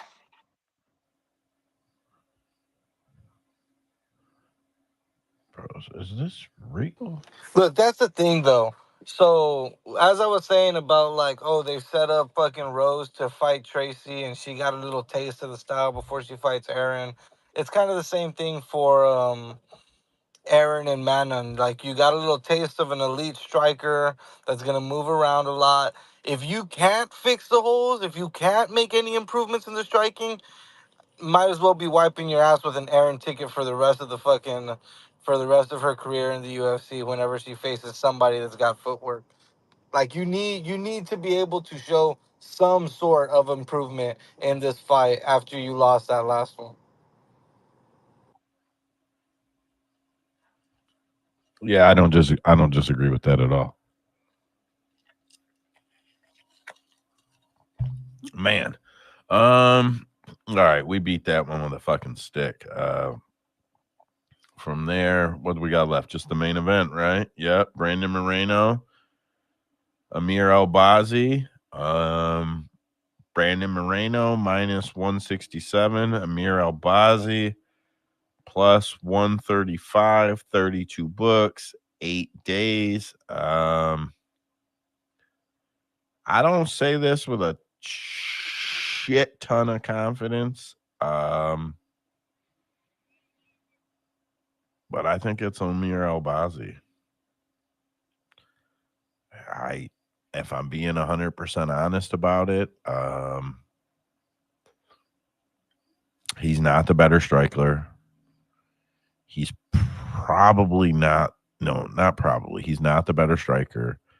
He's not the better overall grappler, meaning like complete grappling skill sets, plural. But he is the better. This is my plan, and I'm going to go in there, and I'm going to see it out, and I'm going to stick to it, and I'm going to do what my corner tells me, and I'm going to grind this thing till I get the fucking W. He is very focused and on track for that. And while I do think Brandon is a huge step up for him, because I don't think Cara France is probably, I don't think he's as good as Moreno. That's just my personal opinion.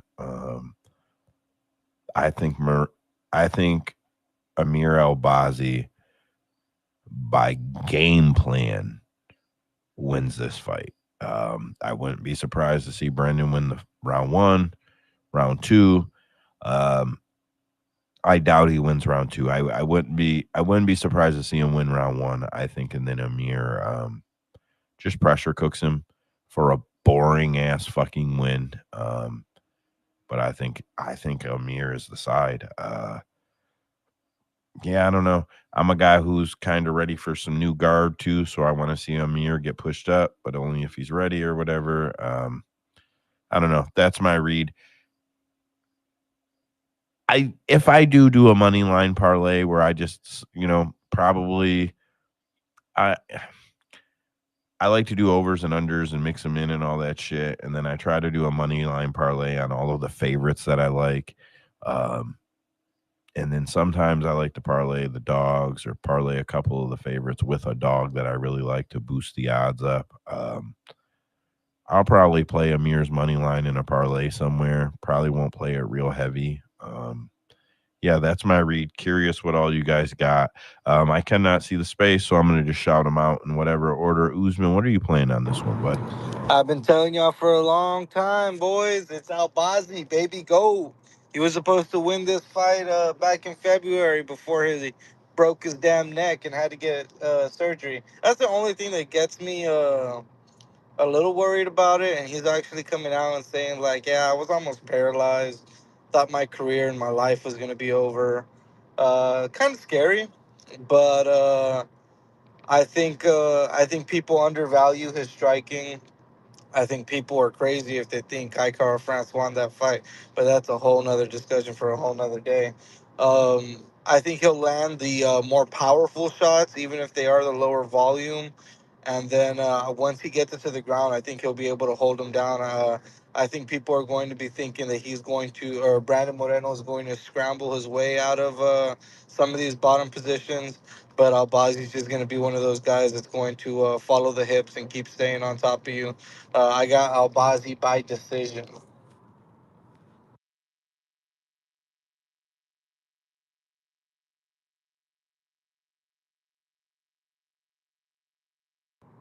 Joe, you're muted.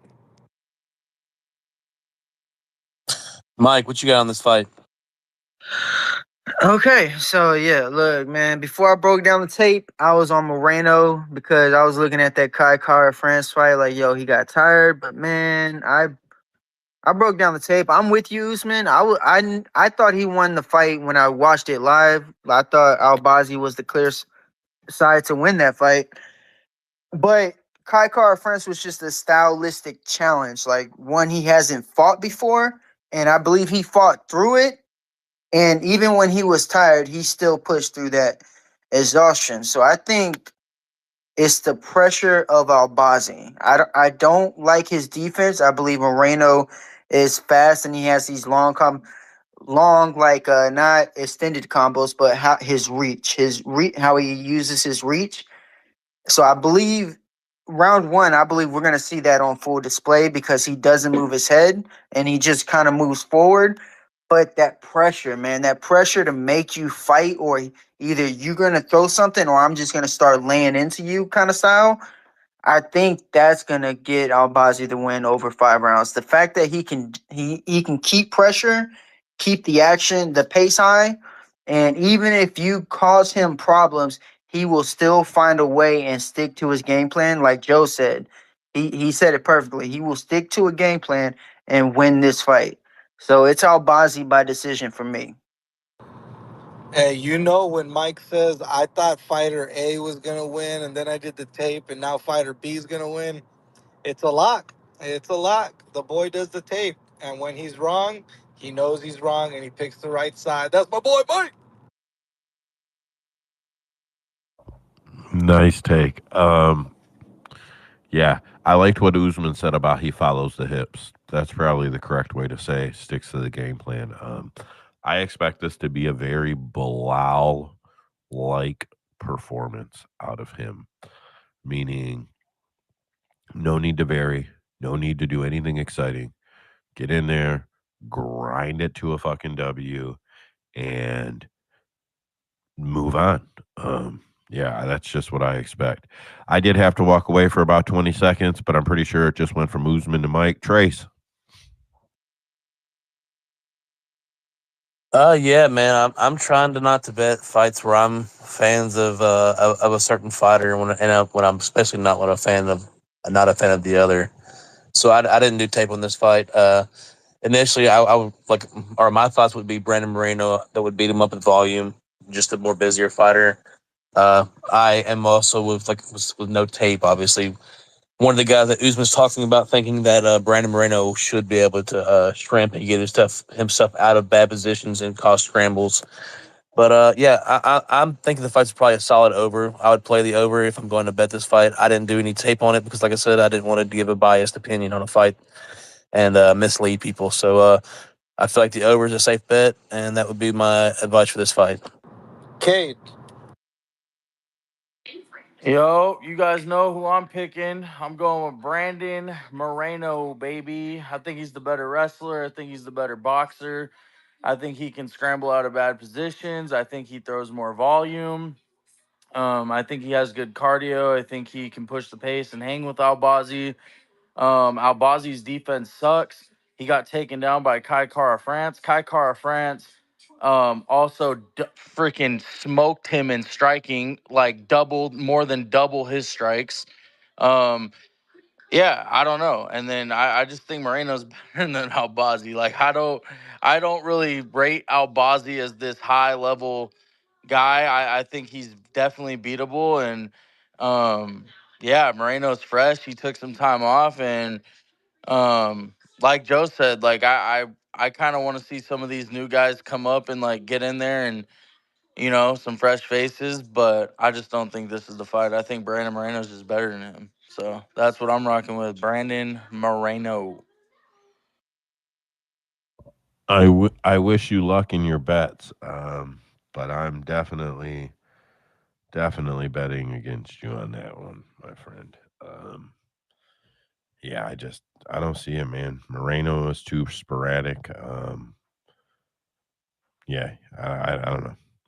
I'm not gonna bag Brandon Moreno. I think he's a really good guy, and I ain't got nothing bad to say about him. I just think that Amir is on the way up and Brendan is on the way down. Hey, the only thing I'll say about Moreno is the shorts are fucking fire. Probably one of my favorite set of shorts that they've come out with the custom shorts. Um, Sucks that he's only 30 years old, which is right on that line for this weight class.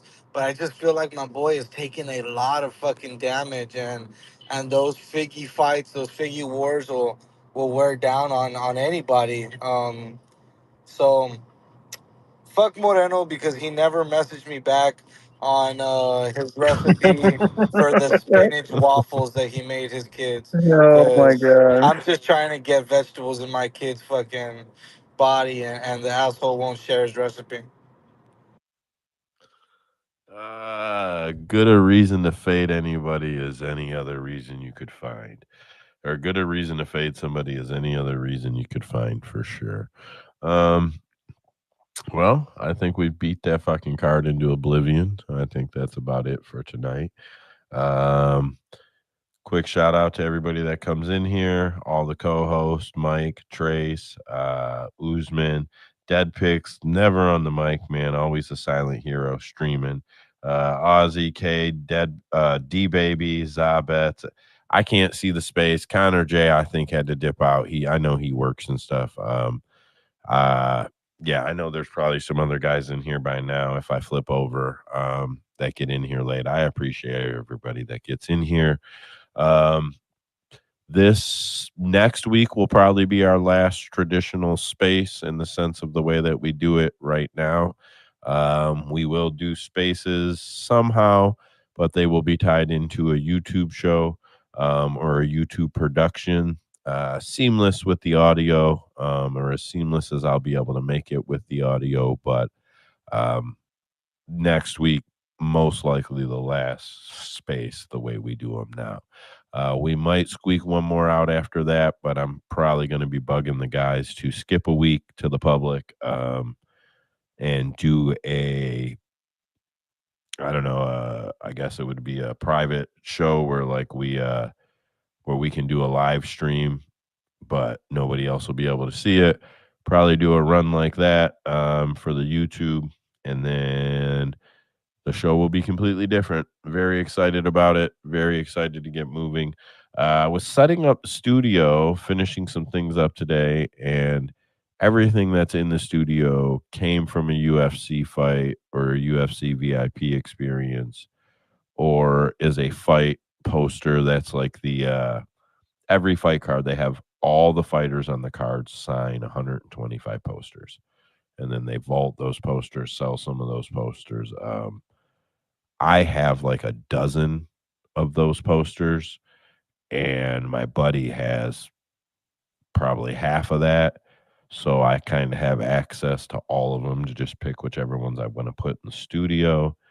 And man, I pulled out the UFC 219 poster today.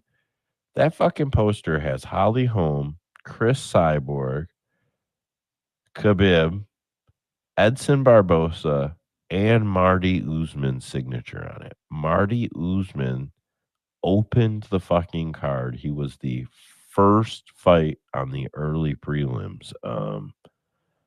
Gem of a poster. I was very excited when I realized everybody that was on it.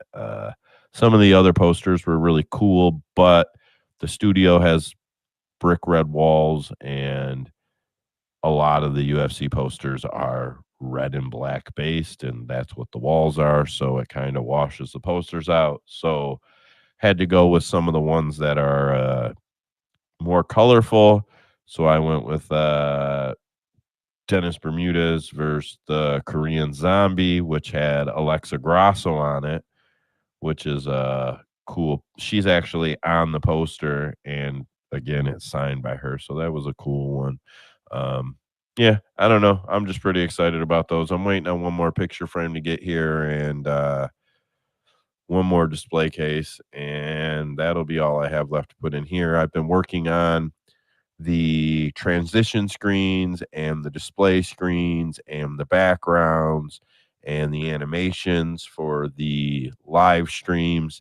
I've been setting up multiple scenes, and pretty soon we'll be ready to go. So this is my call out to my co-host. If you guys got a little spot that you are thinking about setting up, or a little spot where you can do some video, you just got to get things situated, please throw everything out of the closet or out of the back bedroom or out of the spare bathroom, but sit in the tub so we can't tell it's the bathroom, and then get your shit set up, figure out where you're going to be. I can pretty much tie you into the stream at any point. We could view it, independently, not publicly, and see how it fits. But as soon as you guys are ready to get going, I might need a day or two behind you, but I'm ready to get going with you. Mike, I know you've got a studio set up for allinforbettertimes.com, but you're in transition. So if you can't get anything set up right now, I know you've already made that clear, no pressure. Like I said, the audio for the spaces will still run. And any week, any time, any situation where any of the co-hosts can't get on video or can't do it that way, I'm hoping we will be able to pull off where the space can keep you live audio, where we can just pop your picture up. We'll probably make fun of it and slowly but surely add a bunch of silly shit to it. But we can pop your picture up while you talk, or we can pop the space up where it shows you talking. That's pretty much all the goods I've got to share for everybody tonight. I thank you guys all again. I don't know. I'm not worried about whether I'm not overly worried about how everything does as far as views and clicks and points. We'll run some traffic up when the time comes. I'm just very excited to do something new. I really like these shows. We've been doing them for I think almost 3 years. At least 2.5 years. We've been doing them a long time.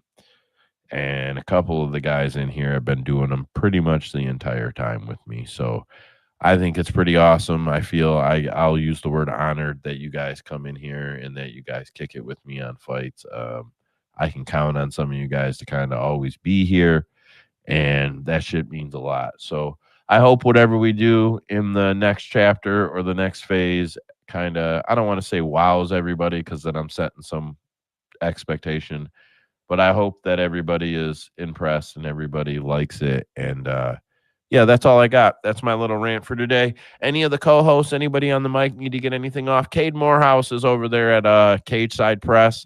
I follow Cage Side Press. I think it's a good site. They get a lot of the stories out there.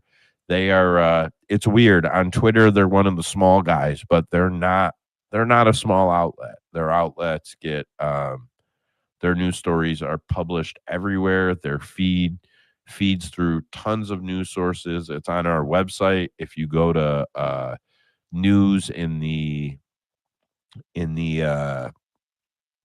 fucking navigation bar. You'll see their section over there on our news page that takes you to their website.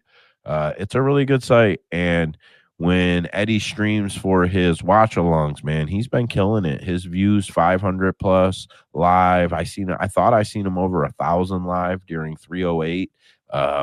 I got buddies over. I can't jump in. If ever I'm watching a card by myself, I try to jump in wherever I can, and spaces, whatever I can do. But I just can't always do it. I usually have people here. But Cage High Press is a good outlet, guys. Anyways, I'm out of here. That's it. Thank you, boys. Have a good night. Thank you, everyone. CapMMA.com. Later, guys.